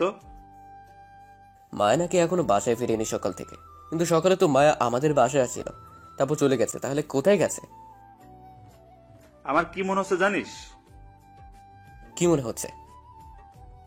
দেখ, নীলা আজ কলেজে আসেনি, আর ওইদিকে মায়া তার বাসায় ফেরেনি। কেমন জানি সন্দেহ হচ্ছে। আরে নীলা এমনটা কিছু করতে পারবে না, যা ভাবছিস তুই। সেদিন নীলা বলেছে মায়াকে ছাড়বে না, তুই মায়াকে গার্লফ্রেন্ড বলেছিস বলে। আর নীলা কেমন মেয়ে তুই তো জানিস। এখন যদি নীলা কিছু করে? সেটাও ঠিক কথা বলছিস, যদি কিছু করে নীলা, তাহলে আমি ছাড়বো না নীলাকে। আচ্ছা, মায়া তো অহনার বাসায় যায়, চল তো গিয়ে দেখি মায়া অহনার বাসায় আছে নাকি। ঠিক আছে, চল গিয়ে দেখি। তারপর আমি আর জাহিদ হেঁটে যেতে লাগলাম অহনার বাসার উদ্দেশ্যে। কিছুটা দূর যাওয়ার পর জাহিদ হঠাৎ আবার বলে উঠল, আচ্ছা দোস্ত, একটা কথা বলি তোকে। বল, কি বলবি? আচ্ছা, তুই সত্যি কথা বলতো, মায়াকে তুই কি পছন্দ করিস? পছন্দ মানে? ঠিক বুঝলাম না তোর কথার মানে। মানে তুই কি সত্যি মায়াকে ভালোবাসিস? কি বলছিস পাগলের মতো উল্টাপাল্টা কথা? মায়া আমার চাচাতো বোন হয়। তো কি হয়েছে চাচাতো বোন বলে? আর আমি নিজে দেখেছি মামাতো বোনকে বিয়ে করতে, এমনকি চাচাতো বোনের সাথেও। যে বিয়ে করেছে সে করেছে, আমার পক্ষে সম্ভব হবে না, কারণ আমার পরিবার মেনে নিবে না, আর মায়ের পরিবারও মানবে না। মধ্যে দিয়ে দুই পরিবারের সম্পর্ক নষ্ট হয়ে যাবে, সমাজের মানুষ খারাপ বলতে শুরু করবে। তাছাড়া আমার কাছে কেমন জানি লাগে চাচাতো বোনের সাথে। শুন, যদি তোরা দুজন দুজনকে ভালোবাসিস, রাজি থাকিস, তাহলে দুই পরিবার কখনো অমাত থাকবে না। বরং আরো খুশি হবে, কারণ সম্পর্ক আরো শক্ত করে দিলি। আর সমাজের মানুষ কিছু ভাববে না যদি তোরা রাজি থাকিস। দোস্ত, এই কথা এখন রাখ, এগুলো শুনতে ভালো লাগছে না। এমনি চিন্তার মধ্যে আছি মায়াকে নিয়ে। ঠিক আছে, তবে ভেবে দেখিস, যদি ভালোবাসিস তাহলে মায়াকে বলে দিস। তুই চুপ কর তো এখন, আর চল। তখন জাহিদ চুপ করে যেতে লাগলো আর মনে মনে বলতে লাগলো, দোস্ত, বুঝতে পারছি আস্তে আস্তে তোর মন তোকে দুর্বল করে দিচ্ছে মায়ের প্রতি। খুব তাড়াতাড়ি ভালোবাসায় পরিপূর্ণ হবে। তারপর আমি আর জাহিদ কিছুক্ষণ পর অহনার বাসায় পৌঁছে গেলাম। গিয়ে দেখি অহনার আব্বু বসে আছে। তখন আমি তাকে সালাম দিলাম। সে সালামের উত্তর দেওয়ার পর আমি জিজ্ঞেস করলাম, আঙ্কেল, অহনা বাসায় আছে? না তো বাবা, সেই সকালে মায়ের সাথে গেছে, এখনো আসেনি অহনা। কি বলছেন আঙ্কেল? ফোন করেছেন অহনাকে কোথায় আছে? ফোন করেছি কয়েকবার, কিন্তু বারবার একই কথা বলে, একটু লেট হবে আসতে। আমার কি মনে হয় জানো, কোনো বিপদে পড়েছে দুজন, কিন্তু আমায় বলতে চাইছে না। ঠিক আছে আঙ্কেল, আপনি চিন্তা করবেন না। আমি দেখেছি, অহনার ফোন নাম্বার দিন, আমি খোঁজ নিয়ে দেখছি কি হয়েছে, আর গিয়ে নিয়ে আসছি। ঠিক আছে বাবা, তাহলে দেখো একটু, আর এই নাও ফোন নাম্বার। তারপর আমি অহনার ফোন নাম্বার নিয়ে তাদের বাসা থেকে বেরিয়ে চলে আসলাম। আসার পর জাহিদ বলল, দোস্ত, আমি যে ভয়টা পাচ্ছি সেটাই না জানি হয়। নীলা খুব রাগী মেয়ে, যা বলে তাই করে। আমার মনে হয় নীলা নিয়ে গেছে মায়াকে। আমার এখন তাই মনে হচ্ছে। আর ভয় করছে মায়ের কিছু হয়ে যায়নি তো। সব দোষ আমার। সেদিন যদি এই কথা না বলতাম তাহলে এত কিছু হয় না। এত কথা না বলে এখন ফোন করে দেখ। ঠিক বলছিস, এখনই ফোন করছি, দাঁড়া। তখন আমি অহনাকে ফোন দিলাম, কিন্তু অহনা ফোন ধরলো না। তখন আবার ফোন দিলাম, কিন্তু তার বড় ফোন ধরলো না। আরো 10টা কল দেওয়ার পর ধরলো। আর তখন আমি বললাম, অহনা, আমি নীরব বলছি। তোমাকে এতগুলো কল দিলাম, ধরছো না কেন? তোমরা কোথায় এখন? আর মায়া কোথায়? ওপাশ থেকে অহনা কিছুটা কান্না কণ্ঠে বলল, ভাইয়া, অনেক বড় সমস্যা হয়েছে, একটু জলদি আসুন আপনি। মায়া এখানে আছে, কিন্তু খারাপ অবস্থা ওর। কি বলছো? কি হয়েছে মায়ের? ফোনে বলতে পারবো না, এখানে আসেন।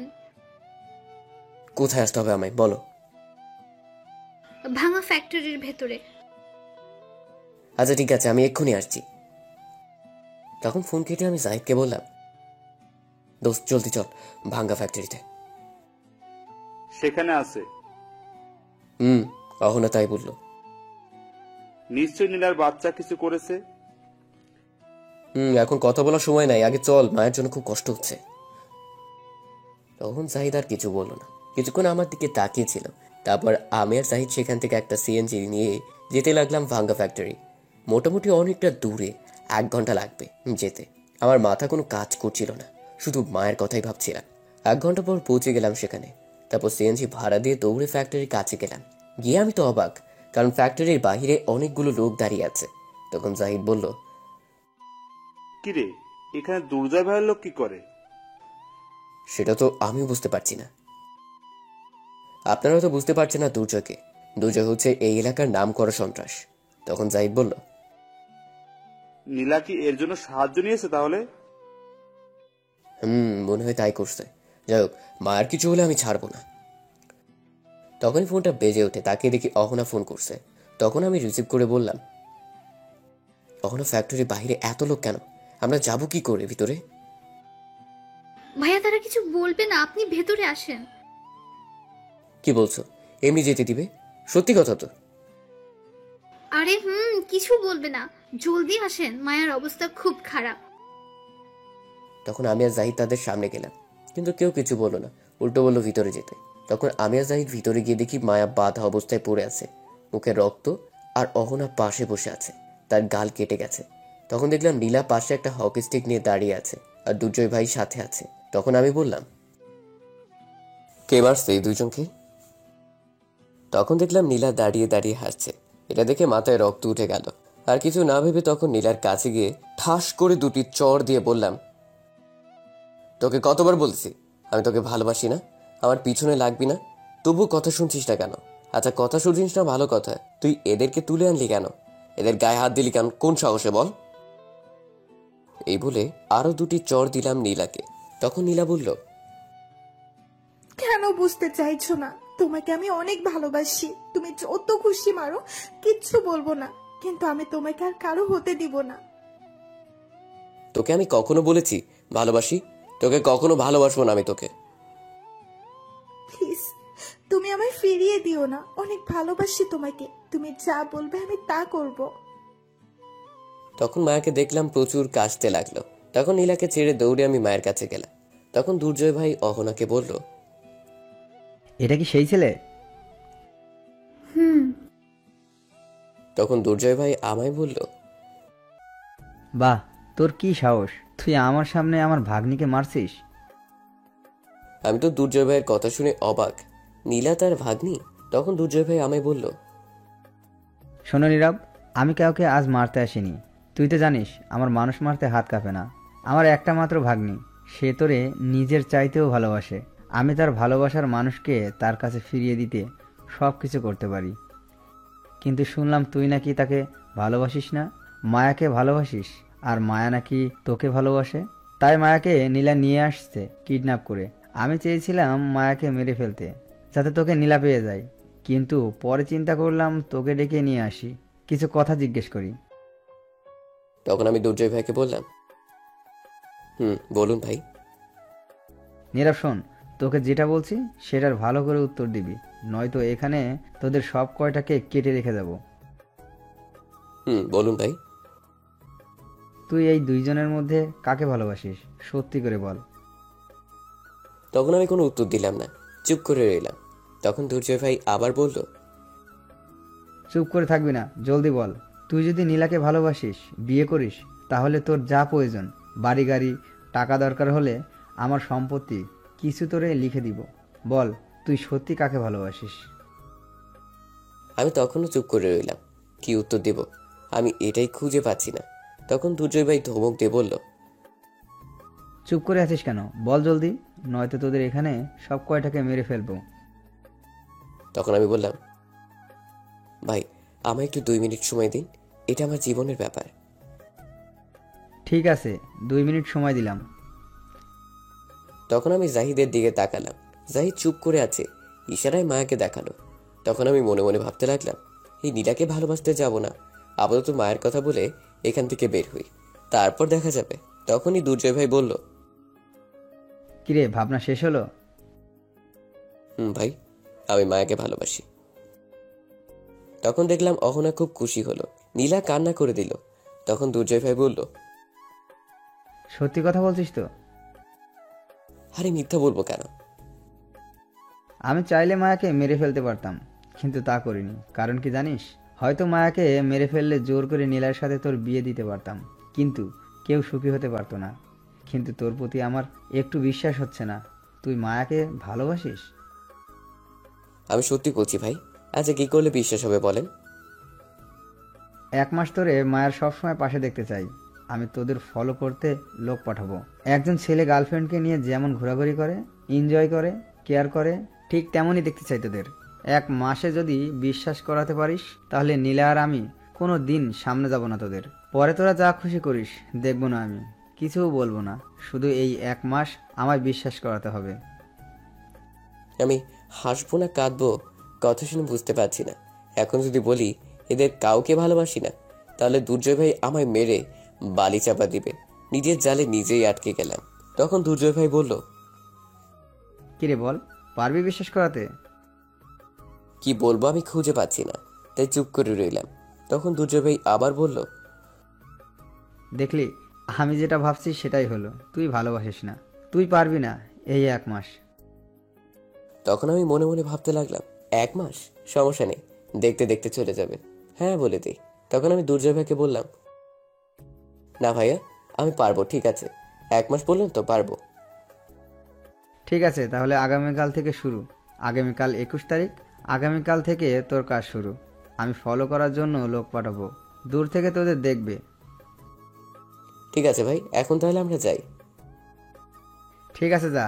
দাঁড়া, আমার গাড়ি দিয়ে যা, হাসপাতালে প্রথম যা, মায়াকে ট্রিটমেন্ট করে তারপর বাসায় যা। তারপর দুর্জয় ভাই তার গাড়িতে উঠিয়ে দিল, মায়াকে আমার সাথে দিল।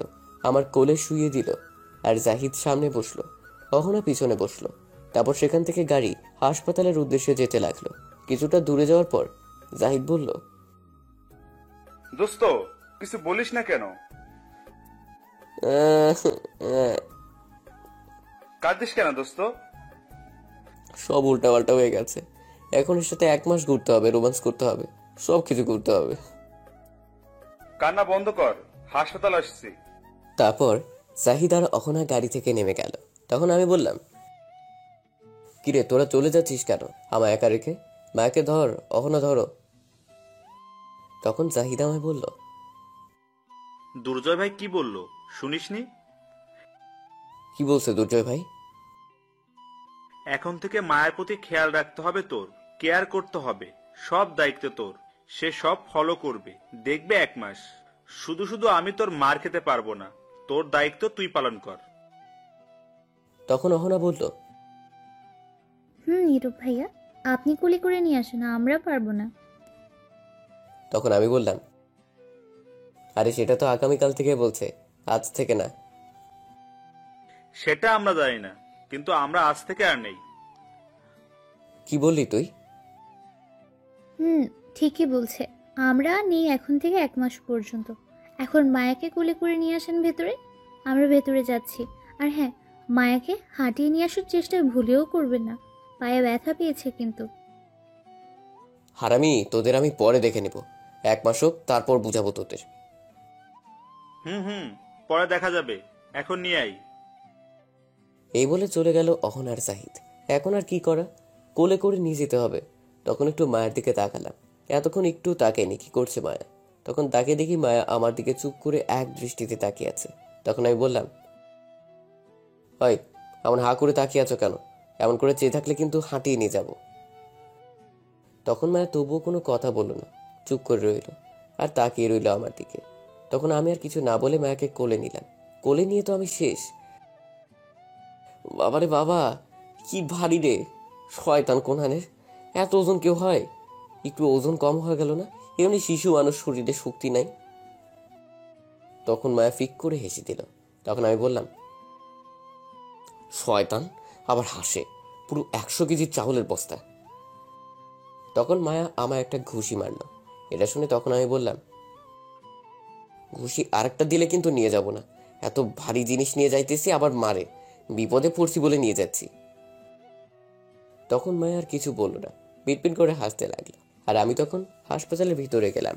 আসার সময় অনেকেই তাকিয়ে দেখছিল আমাদের। আমি মায়াকে নিয়ে গিয়ে একটা বেডে বসিয়ে অহনাকে সাথে রেখে বললাম, অহনা তুমি একটু মায়ের পাশে বসো, আমি ওয়াশরুম থেকে আসছি। সত্যি কথা তো, নাকি পালিয়ে যাচ্ছেন? পালিয়ে গেলে আরো আগে চলে যেতাম, এত কষ্ট করে হাসপাতাল আসতাম না। তাড়াতাড়ি আসবেন, আবার মায়াকে নিয়ে বাসায় যাবেন। সেটা তুমি বললেও নিয়ে যেতে হবে না, না বললেও নিয়ে যেতে হবে। এখন ডাক্তারকে বলো ট্রিটমেন্ট শুরু করতে, কেটে যাওয়া জায়গা ভালো করে ব্যান্ডেজ করতে। ঠিক আছে, আপনি যান এখন ওয়াশরুমে, আর তাড়াতাড়ি আসবেন। তারপর আমি সেখান থেকে চলে আসলাম। জাহিদ গিয়েছে ডাক্তারকে নিয়ে আসতে। তখন অহনা মায়াকে বলল, কিরে, প্রথম প্ল্যানটা একদম ঠিক কাজ করছে। যা ভাবছি তার চাইতে বেশি কাজ করে ফেলেছে। এখন কি দ্বিতীয় প্ল্যান শুরু করবি? তখন মায়া বলল, না, কোনো প্ল্যান আর ব্যবহার করব না। এটা হয়ে গেছে, এই 1 মাসের মধ্যে ভালোবাসা জেগে যাবে, কিচ্ছু মনে করতে হবে না। তাহলে তৃতীয় শেষ প্ল্যান ব্যবহার কর, তাহলে আর কিছু করতে হবে না। তাই করব। কিন্তু তার জন্য তোকে স্কুটি বাইক চালানো শিখতে হবে। পারবি চালাতে? পারবো। আমি সাইকেল চালানো পারি, আগেও একবার স্কুটি বাইক চালিয়েছি, বাসায় আছে এখনো। তাহলে তো খুব ভালো। এখন কথা হচ্ছে দূরে কোথাও যেতে হবে। কোথায় যাবি? ভাবছি আমার মনি খালার বাড়ি যাব, রূপগঞ্জে। এটা তো অনেক দূর হয়ে গেছে, আর একটু কাছে দেখ না। সেখানে যাব, তাহলে একটু রোম্যান্স করতে পারবো। তোর মাথায় কি এই চিন্তা ছাড়া আর কিছু যায় না? সারাক্ষণ রোম্যান্স আর রোম্যান্স। না, আর কোনো চিন্তা যায় না। আচ্ছা, কবে যাবি তাহলে? আগামীকাল যাব। আজ একটু আদর পাইনি, আগামীকাল আদর পেতে হবে। ধ্যাত, তোকে নিয়ে আর পারি না। আগামীকাল কি দুর্জয় ভাইয়ের লোক আসবে? আগামীকাল সকালে আসবে, চিন্তা করতে হবে না। আচ্ছা যাই হোক, ব্যথা কি বেশি পেয়েছিস?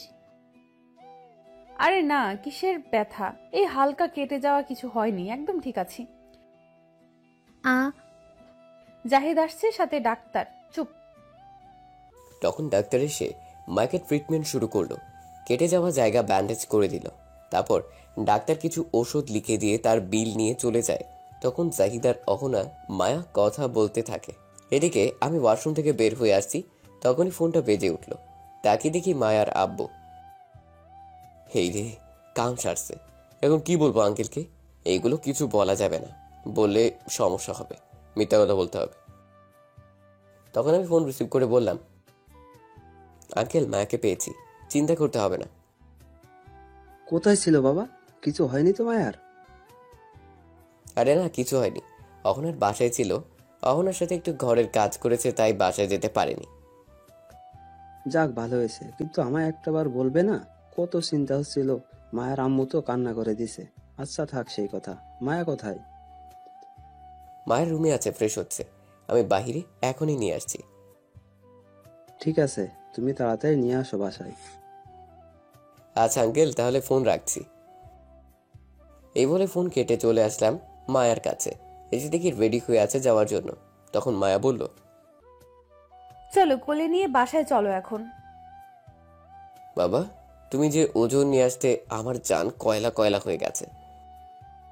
বিয়ের পর তো একে নিয়ে সারা জীবন থাকবে। বিয়ে করবো একে? দরকার নেই রে বাবা। আমার মতো এই শিশুর উপর ঝাঁপ দিলে আমায় খুঁজে তো পাওয়াই যাবে না, সাথে আমার খাটকেও খুঁজে পাওয়া যাবে না। তখন সবাই ফিক করে হেসে দিল। মায়া একটু রেগে গেছে এটা শুনে। তখন মায়া বলল, আমায় জলদি নিয়ে চলো এখন বাসায়। তখন আমি আর কি করব, জাহিদকে বললাম, জাহিদ একটা গাড়ি ঠিক কর, জলদি বাইরে গিয়ে আমি মায়াকে নিয়ে আসছি। অহনা তুমি যাও। তারপর জাহিদ আর অহনা চলে গেল। তখন আমি মায়াকে কোলে নিয়ে যাচ্ছি।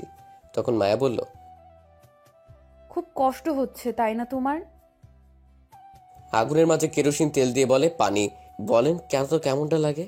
তখন মায়া আবার বলল, চিন্তা করো না, সব কষ্ট দূর করে দেব রাতে, আমার কাছে থেকো শুধু। তারপর বাইরে গিয়ে দেখি জাহিদ আর অহনা একটা সিএনজি নিয়ে দাঁড়িয়ে আছে। আমি গিয়ে সিএনজিতে মায়াকে বসিয়ে দিলাম। তখন আমি সামনে বসতে চাইলাম, কিন্তু বসতে দিল না।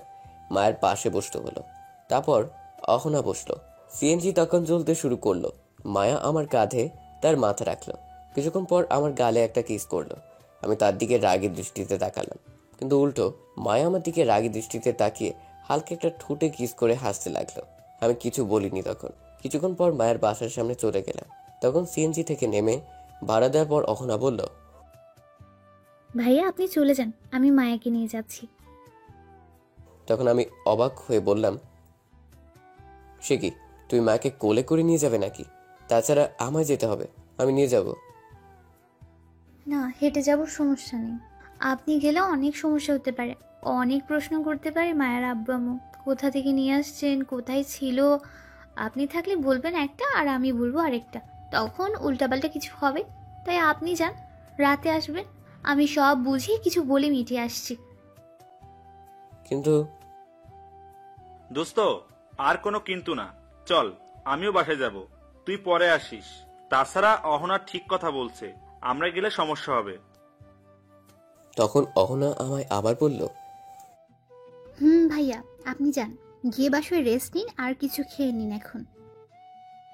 তখন আমি বললাম, আচ্ছা ঠিক আছে, যাচ্ছি, চল জাহিদ। তারপর আমি আর জাহিদ সেখান থেকে চলে আসছি। আমি আমার বাসায় চলে আসলাম আর জাহিদ চলে গেল জাহিদের বাসায়। আমি বাসায় আসার পর আদিবা আমার দিকে দৌড়ে এসে বলল, ভাইয়া ভাইয়া তুমি আসছো? আমি সেই কখন থেকে অপেক্ষা করছি। কেন, কি হয়েছে? আমার জন্য তুই অপেক্ষায় আছিস কেন? আরে তোমার জন্য আমি নিজে পায়েস রান্না করছি, তুমি খাবে, চলো। কি পায়েস? জিন্দেগি তামা তামা হইয়া গেলেও তোর হাতে রান্না খামু না? সকালে নাস্তা যা খাইয়েছিস এখনো মনে আছে। ভাইয়া এবারে তেমন হয়নি। এবার তেমন হয়নি। তাহলে কি আবার সয়াবিন তেলের পায়েস রান্না করছিস নাকি আদা রসুনের? এই বলে আমি হাসতে লাগলাম। তখন আদিবা বলল, তুমি খেয়ে দেখো এবার, আম্মু শিখিয়ে দিয়েছে, আমি রান্না করছি। ঠিক আছে, তাহলে তাড়াতাড়ি নিয়ে আয়। দাঁড়িয়ে আছিস কেন? এমনিতেই খিদে পেয়েছে, জলদি যা নিয়ে আয়। ঠিক আছে, তুমি ফ্রেশ হয়ে আসো, আমি দিচ্ছি। ঠিক আছে, যাচ্ছি। তারপর আমি আবার রুমে চলে গেলাম। গিয়ে ফ্রেশ হয়ে খাবার টেবিলে এসে বসে পড়লাম। তখন আদিবা পায়েস নিয়ে এসে দিল। তখন আমি আদিবাকে জিজ্ঞেস করলাম, আদিবা, আম্মু কোথায় গেছে? মায়াদের বাড়িতে গেছে। মায়া কি পাশে আসছে ভাইয়া? মাত্র দিয়ে আসলাম। কোথায় গিয়েছিল মায়া? অহনার বাসায় গিয়েছিল। আচ্ছা, এখন খেয়ে নাও, পরে কথা বলো। তারপর আমি একটু পায়েসকে বললাম, বাহ, খুব ভালো হয়েছে তো। তখন আদিবা খুশি হয়ে বলল, সত্যি ভাইয়া মজা হয়েছে? অনেক মজা হয়েছে। তুই খেয়েছিস? না, খাইনি, তোমার জন্য বসে আছি, তুমি খেলে তারপর খাবো। আমি তো অবাক হয়ে গেছি আদিবার কথা শুনে, আমার জন্য না খেয়ে বসে আছে। তখন আমি বললাম, হায় রে পাগলি বোন, আমি তো এখনই সবটুকু খেয়ে ফেলতাম না বললে। সমস্যা নেই, তুমি খেয়ে ফেলো, আমি রান্না করে খাবো। না, আমি আমার মিষ্টি বোনকে রেখে খাবো না। তুই বসে পড়, আমার সাথে এক্ষুনি খাবি, বসে পড়। না, তুমি খাও, আমি পরে খাবো। তুই খাবেই নাকি মায়ের দিব? বসে পড় বলছি। ঠিক আছে, বসছি, তুমি খাও, আমি খাচ্ছি। তারপর আমি আর আদিবা বসে খেয়ে নিলাম। খেয়ে আমি রুমে চলে যাব, তখনই আদিবা আমায় ডেকে বলল, ভাইয়া একটা কথা বলি। বল, এতে অনুমতি নিতে হয়? ভাইয়া একটা জিনিস চাইবো আজ, দিবে চাইলে? আমার বোন আমার কাছে কিছু চাইবে, কেন দিব না? বল কি চাই। তখন আদিবা নিচের দিকে তাকিয়ে বলল, কখনো তো কিছু চাইনি তোমার কাছে, একটা ফোন কিনে দেবে? আগের ফোনটা আজ 1 মাস হলো নষ্ট। তখন আমি গিয়ে আদিবার থুতনিতে ধরে মুখটা উপরে তুলে দেখি চোখে পানি জমে আছে। এক্ষুনি কান্না করে দেবে। হয়তো কখনো কিছু চাইনি বোনটা আমার কাছে। বোনটার চোখে পানি দেখে তখন আমারও খুব খারাপ লাগলো। তখন আমি বললাম, ফাগলি বোন আমার, এই জন্য মন খারাপ করতে হয়? আমি আজকে কিনে দিব, তুই চিন্তা করিস না। সত্যি কিনে দেবে? সত্যি কিনে দিব। এটা শুনে খুশিতে সাথে সাথে জড়িয়ে ধরে কান্না করে দিল। এই যা, কি হলো, কান্না করিস কেন? মায়ের দিব কিন্তু কান্না করলে। এটা খুশিতে কাঁদছি, আমার ভাইয়া আমায় ফোন কিনে দিবে। এই বলে ফুপিয়ে কেঁদেই যাচ্ছে। তখন আমি আদিবার চোখে পানি মুছে বললাম, তুই রেডি হয়ে নে, আমি এক্ষুনি যাব ফোন কিনতে, তোকে নিয়ে যাব। কাঁদলে কিন্তু নিয়ে যাব না। ঠিক আছে ভাইয়া, যাচ্ছি, এক্ষুনি গিয়ে রেডি হয়ে আসছি। জলদি রেডি হয়ে আয়, ফাগলি বোন। তারপর আদিবা খুশিতে লাফাতে লাফাতে চলে গেল। আমিও চলে আসলাম রুমে। আমার কাছে 10,000 টাকা ছিল, জমিয়েছিলাম। তখন সেটা নিয়ে রেডি হয়ে নিচে চলে আসলাম। তখন আদিবাও নিচে আসলো আর বলল, চলো ভাইয়া, আমি রেডি। তারপর আমি আর আদিবা বের হতে যাব, তখনই আম্মু এসে বলল, কি এই সন্ধ্যায় ভাই বোন রেডি হয়ে কোথায় যাচ্ছে শুনি? তখন আদিবা বলল, ভাইয়া ফোন কিনে দিবে, মার্কেটে যাচ্ছি। কি ফোন কিনে দিবে? কিরে, তোর কাছে টাকা কোথা থেকে আসলো? ছিল কিছু টাকা, আব্বুর কাছ থেকে নিয়েছি, আর আমার কাছে ছিল। ও এই কথা, আচ্ছা দাঁড়া, আমার কাছে 2,000 টাকা আছে, নিয়ে যা। তখন আম্মু এই বলে চলে গেল। কিছুক্ষণ পর টাকা নিয়ে এসে দিয়ে গেল। তখন আমি আর বোন চলে গেলাম মার্কেটে। গিয়ে একটা ফোনের দোকানে গেলাম। গিয়ে শাওমি একটা ফোন কিনে দিলাম 11,000 টাকা দিয়ে। বোনটার হাতে ফোন, অনেক খুশি। তখন ফোন নিয়ে বাসায় চলে আসলাম।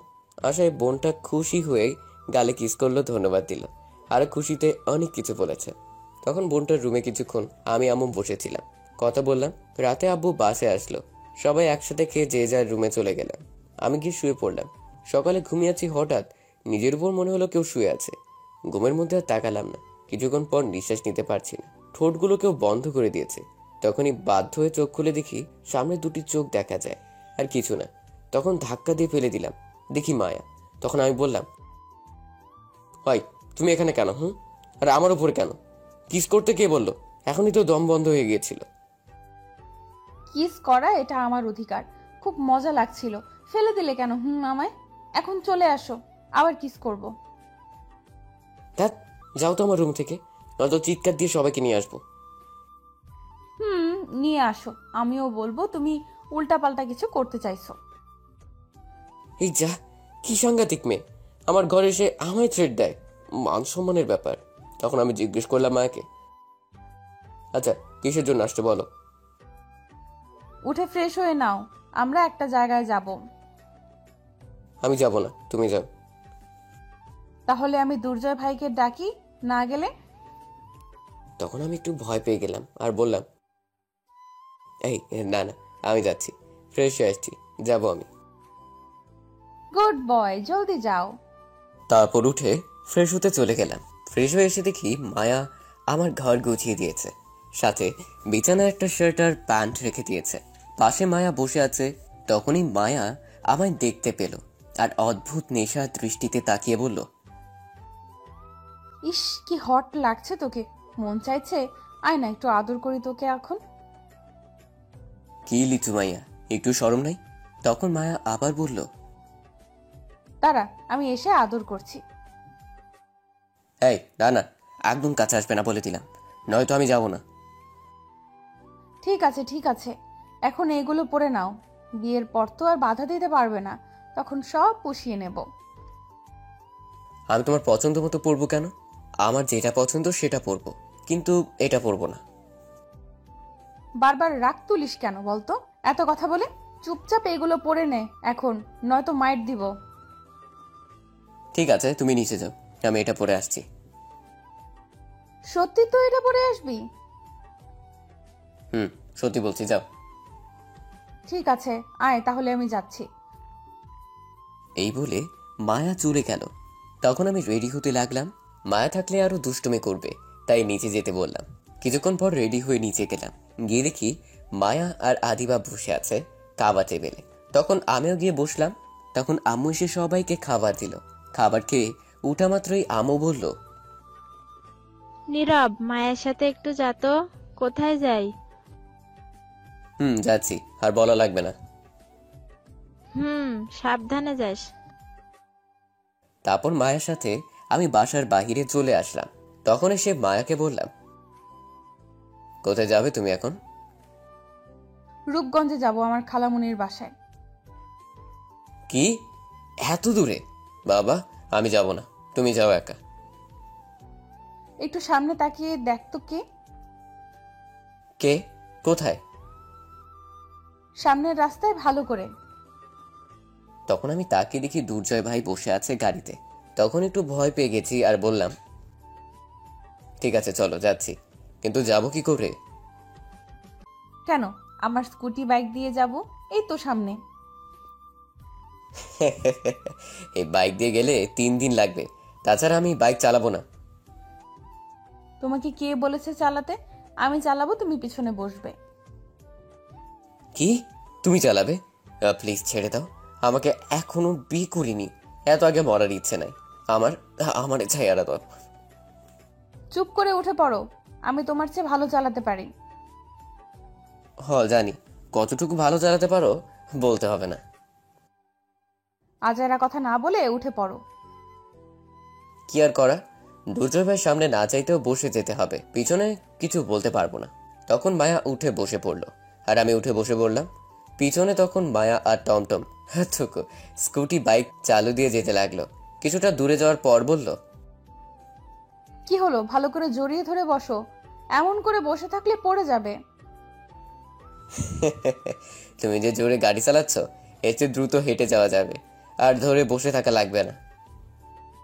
তুমি ধরে বসছো না দেখে আমি আস্তে চালিয়ে যাচ্ছি, তুমি আমায় জড়িয়ে ধরে বসো, আমি জোরে চালাচ্ছি। মাথা খারাপ? আমার এই রাস্তায় তোমাকে জড়িয়ে ধরে বসে থাকবো? কখনো না, কত মানুষ রাস্তায় আছে, সবাই দেখবে। আরে আমার গাড়িতে সমস্যা কোথায়? মানুষ দেখলে দেখুক, বেশি কথা না বলে জড়িয়ে ধরে বসো, নয়তো গাড়ি থামিয়ে দুর্জয় ভাইকে বলবো। বারবার খালি ভয় দেখায় দুর্জয় ভাইয়ের। আচ্ছা, জড়িয়ে ধরে বসছি।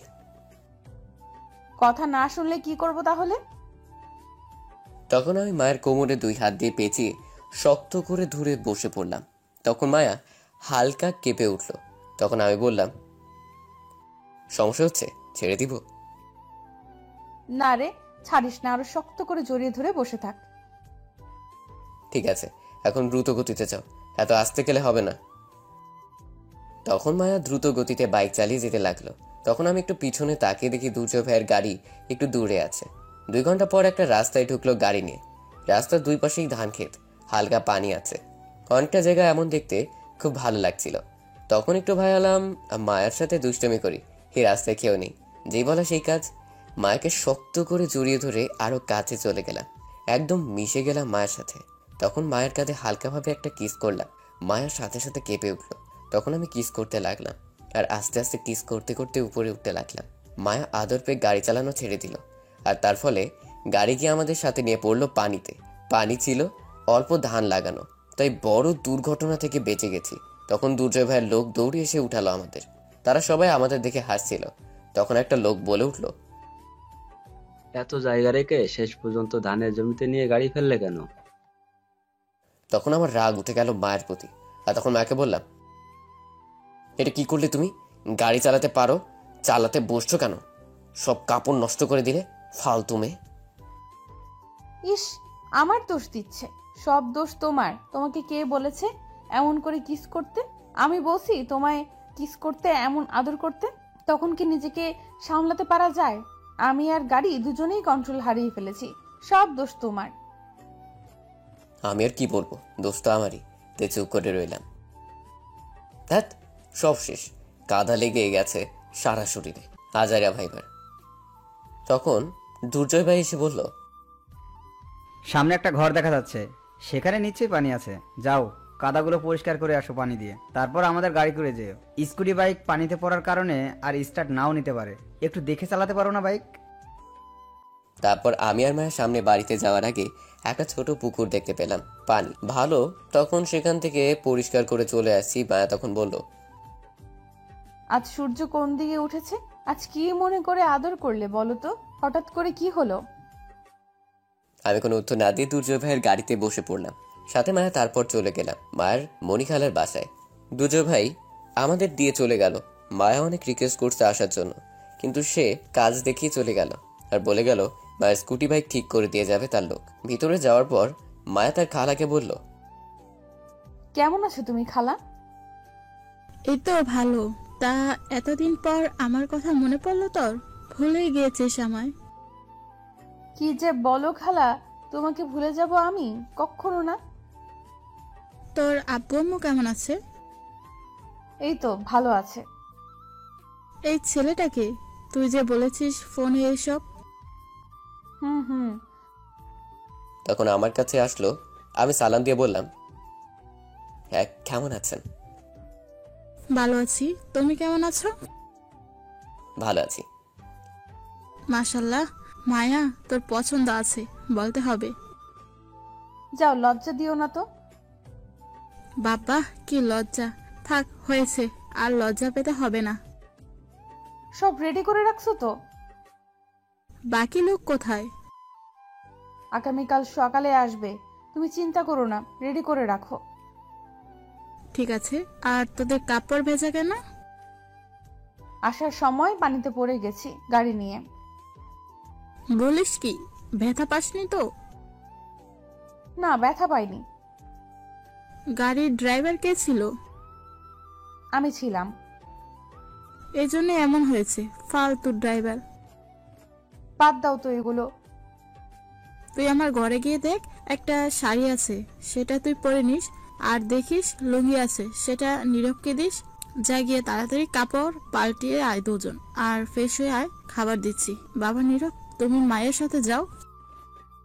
আমি কিছুই বুঝতে পারছি না তাদের কথা। তখন মায়ের সাথে একটা ঘরে চলে আসলাম আর এসে বললাম, কে আসবে বললে? আমি কিছুই বুঝতে পারছি না, কি বললে? কিছু না, দুর্জয় ভাইয়ের কথা বলছে। না, কেমন জানি, তবুও সন্দেহ লাগছে। হ্যাঁ, তোমার তো অজয়ের সন্দেহ লাগবেই, তুমি মানুষই এমন। এই বলে তখন মায়া গিয়ে একটা শাড়ি নিল আর আমাকে লুঙ্গিতে বলল, যাও গিয়ে ওটা ওই ঘরে পরে আসো। তখন আমি নিয়ে চলে গেলাম, গিয়ে লুঙ্গি পরে ফ্রেশ হয়ে বসে রইলাম। কিছুক্ষণ পর মায়া আসলো শাড়ি পরে আমার সামনে। মায়ের দিকে তাকিয়ে আমি অবাক হয়ে গেছি, অনেক সুন্দর লাগছিল শাড়িতে। আমি এক দৃষ্টিতে তাকিয়ে রইলাম। তখন মায়া তা বুঝতে পেরে বলল, এমন করে না তাকিয়ে চলো, খিদে পেয়েছে, পরে দেখতে পারবে, চাইলে আদর করতে পারবে। মায়ের কথায় আমার ধ্যান ভাঙলো। তখন আমি আর কিছু না বলে চলে গেলাম, গিয়ে খাবার টেবিলে বসে পড়লাম। তখন মায়ার খালা আমাদের খাবার দিল। তারপর খাওয়া শেষে আমি চলে আসলাম রুমে। মায়া বসে আছে। তখন তার খালা বলল, তুই বসে থাক, আমি বাজার থেকে আসছি একটু। ঠিক আছে যাও, কিন্তু তোমার ছেলে আর ঝুমুর কোথায়? ঝুমুর গিয়েছে কলেজে, আর সুমন গিয়েছে সেখানেই। আচ্ছা ঠিক আছে। তারপর মায়ের খালা চলে গেল। এখন ছোট করে পরিচয় দিই। মায়ের খালু থাকে বিদেশে, আর সুমন হচ্ছে বড়, ভার্সিটি পড়ে। ঝুমুর কলেজে মাত্র উঠেছে। তারপর মায়া চলে আসলো আমার কাছে, এসে বলল, তোমাকে কিছু বলার আছে। বলো, কি বলবে?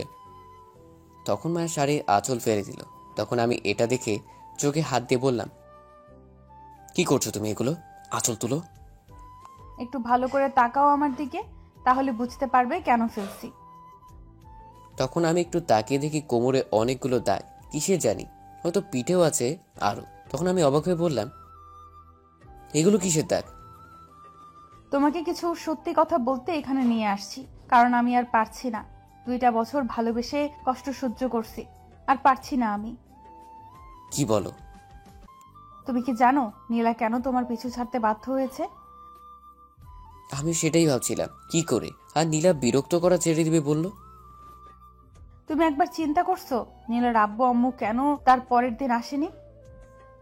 কেন আসেনি একটু বলো তো, কারণ কি এগুলোর? আমি মামাকে দিয়ে থ্রেট দিয়েছি যাতে তোমার বাসায় না যায় বিয়ের কথা বলতে। আমি তো অবাক হয়ে গেছি শুনে। তখন মায়া আবার বলতে শুরু করলো, নীলা সেদিন সত্যিই আমায় তুলে নিয়ে গিয়েছিল মারতে। আমরা সেদিন গিয়েছি দুর্জয় ভাইয়ের সাথে কথা বলতে, কিন্তু উল্টো আমাদের তুলে নিয়ে গেল। ভাগ্য ভালো অহনা লুকিয়ে দুর্জয় ভাইকে ফোন করেছে, কারণ লোকগুলো ছিল দুর্জয় ভাইয়ের। আমি বলেছি ফোন করে আমার কথা বলতে দুর্জয় ভাইকে। আর একটা কথা, তোমাকে ভাগ্নি যে বলল সেটা নীলা না, আমি তার ভাগ্নি, কিন্তু আপন না। সেদিন সে আমায় বাঁচিয়েছে। নীলাকে সেদিন সে অনেক হুমকি দিয়েছে, মেরে ফেলতে চেয়েছে, কিন্তু তা না করতে তোমার মুখ থেকে শুনতে চেয়েছি তুমি কাকে ভালোবাসো। তারপর তো তুমি বললে আমায় ভালোবাসো। আমাদের হসপিটালে পাঠিয়ে নীলাকে বাসায় দিয়ে এসে হুমকি দিয়েছে যাতে তোমার পিছনে না ঘুরে।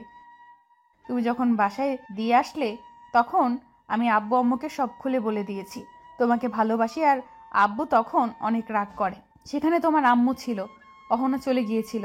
বিশ্বাস করো, আব্বু লাঠি দিয়ে অনেক মারছে এর জন্য, কারণ আমরা চাচাতো ভাই বোন বলে অনেক মারছে। এই দাগগুলো সেগুলো আরও আছে পিঠে। সেদিন আব্বু 2বার মারছে আমায় রাগে, কিন্তু আমার একটুও কষ্ট হয়নি জানো, কারণ এই কষ্ট কিছুই না তোমাকে পাওয়ার জন্য। আমি আরো কষ্ট পেতে রাজি আছি, কিন্তু তোমাকে হারাতে রাজি নই। আরেকটা কথা কি জানো, আম্মু আগেই জানতো আমি তোমাকে পছন্দ করি, কিন্তু কিছু বলতো না। সেদিন আম্মুও আমায় সাথে মারছে। তোমার আম্মু না থাকলে মৃত্যু হতো সেদিন, তোমার আম্মু বাঁচিয়েছে। আর কিছু খেতে দেয়নি জানো, সারা রাত কান্না করছি।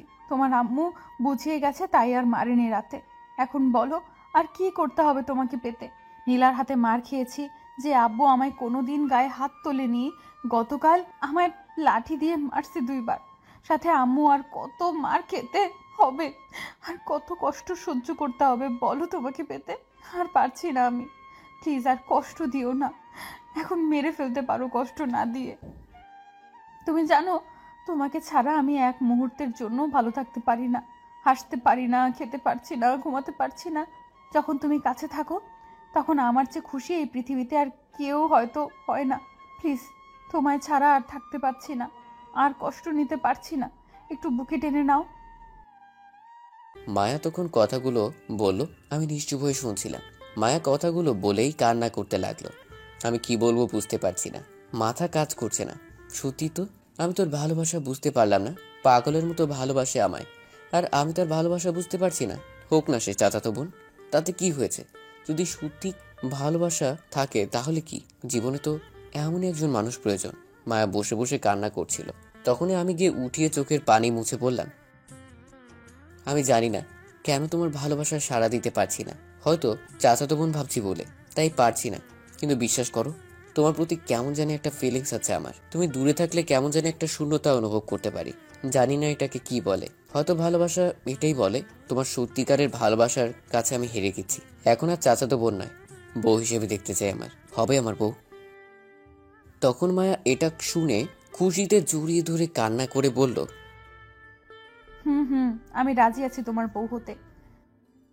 তখন দরজার বাহির থেকে কাশি দিল আর হাততালি দিতে লাগলো। তাকিয়ে দেখি মায়ের খালা আর তার ছেলে মেয়ে দাঁড়িয়ে আছে। দরজা খোলাই ছিল, তারা কখন যে সে দেখছিল খেয়ালই করা হয়নি। তখন মায়ের খালা বলল, এর চেয়ে ভালো রোমান্টিক দৃশ্য আর হতে পারে না। বাবা, তোমাদের কাহিনী শুনে আমি নিজেই কেঁদে দিয়েছিলাম একটুর জন্য। তখন তার মেয়ে ঝুমুর বলল, আম্মু আমিও। তাহলে আর দেখা দেখি কি, কাজে এখনই রাখছি। গিয়ে কাজী সাহেবকে বলে আয়। কিন্তু এখন কি সবাইকে না জানিয়ে বিয়ে করা ঠিক হবে? শোনো, যদি তোমরা বিয়ে করে ফেলো তারপর বাসায় যাও তাহলে কিছু হবে না, কারণ মায়া তো আগেই বলে দিয়েছে যদি তোমাদের সবাই তাড়িয়ে দেয় তাহলে আমার কাছে থাকবে এসে। ঠিক আছে? বিশ্বাস রাখো, সবাই মেনে নেবে। ঠিক আছে। কিরে মায়া, কথা বল। দেখলি, লজ্জায় একেবারে শেষ। মায়া লজ্জা পেয়ে আমার বুকে মুখ লুকিয়ে রাখলো। তখন মায়ের খালা বলল, তুমি কি জানো মায়া কেন এখানে নিয়ে এসেছে? তোমাকে বিয়ে করার জন্যই আসছে। তাই তো তখন আমি জিজ্ঞেস করছিলাম বাকি লোক কোথায়। এই সেই ছেলে। তখন আমি অবাক হয়ে বললাম, কি বলছেন? কিন্তু কোন লোকের কথা বলবেন? আরে দুর্জয় ভাই না, কি এর নাম, তার কথা বললাম। মায়া বলছে আসবে, তাই জিজ্ঞেস করলাম। ও আচ্ছা, ঠিক আছে। কিরে মায়া, এখন তো আয়, কাজ আছে অনেক, পরে সময় পাবি অনেক। তুমি যাও, আমি আসছি। তারপর মায়ের খালা চলে গেল আর মায়া তখন বলল, আমি তাহলে যাই এখন, পরে আসবো, তুমি বসে থাকো। ভাবছি কি আব্বু আম্মুকে বলবো। সমস্যা নেই, আগামীকাল আমরা চলে যাব, তখন গিয়ে একেবারে বলবো। ঠিক আছে, তাহলে তাই হবে। তারপর মায়া চলে গেল আর আমি বসে রইলাম। সন্ধ্যায় কাজে নিয়ে আসলো। আমি জাহিদকে ফোন করে সব বলে দিয়েছি, তাই জাহিদ এখানে আসছে। সাথে আমার আরো 2 বন্ধু আসলো। ফাহাদ আর সাব্বির আসার সময় শাড়ি আর আমার জন্য পাঞ্জাবি নিয়ে আসলো। তারপর কাজী বিয়ে বড়িয়ে চলে গেল। তখন আমি আর সব বন্ধুদের নিয়ে আড্ডা দিতে লাগলাম বাইরে। তখনই আম্মু কল দিল। ফোন রিসিভ করার পর বলল, কিরে আজ বাসায় কি আসবে না? না আম্মু, আমরা মায়ের খালার বাসায় আসছি, আগামীকাল আসবো। আজ আসতে দিল না। ঠিক আছে আয়। আর একটা কথা, তোর চাচার সাথে বসে আমরা একটা সিদ্ধান্ত নিয়েছিলাম। কি আম্মু?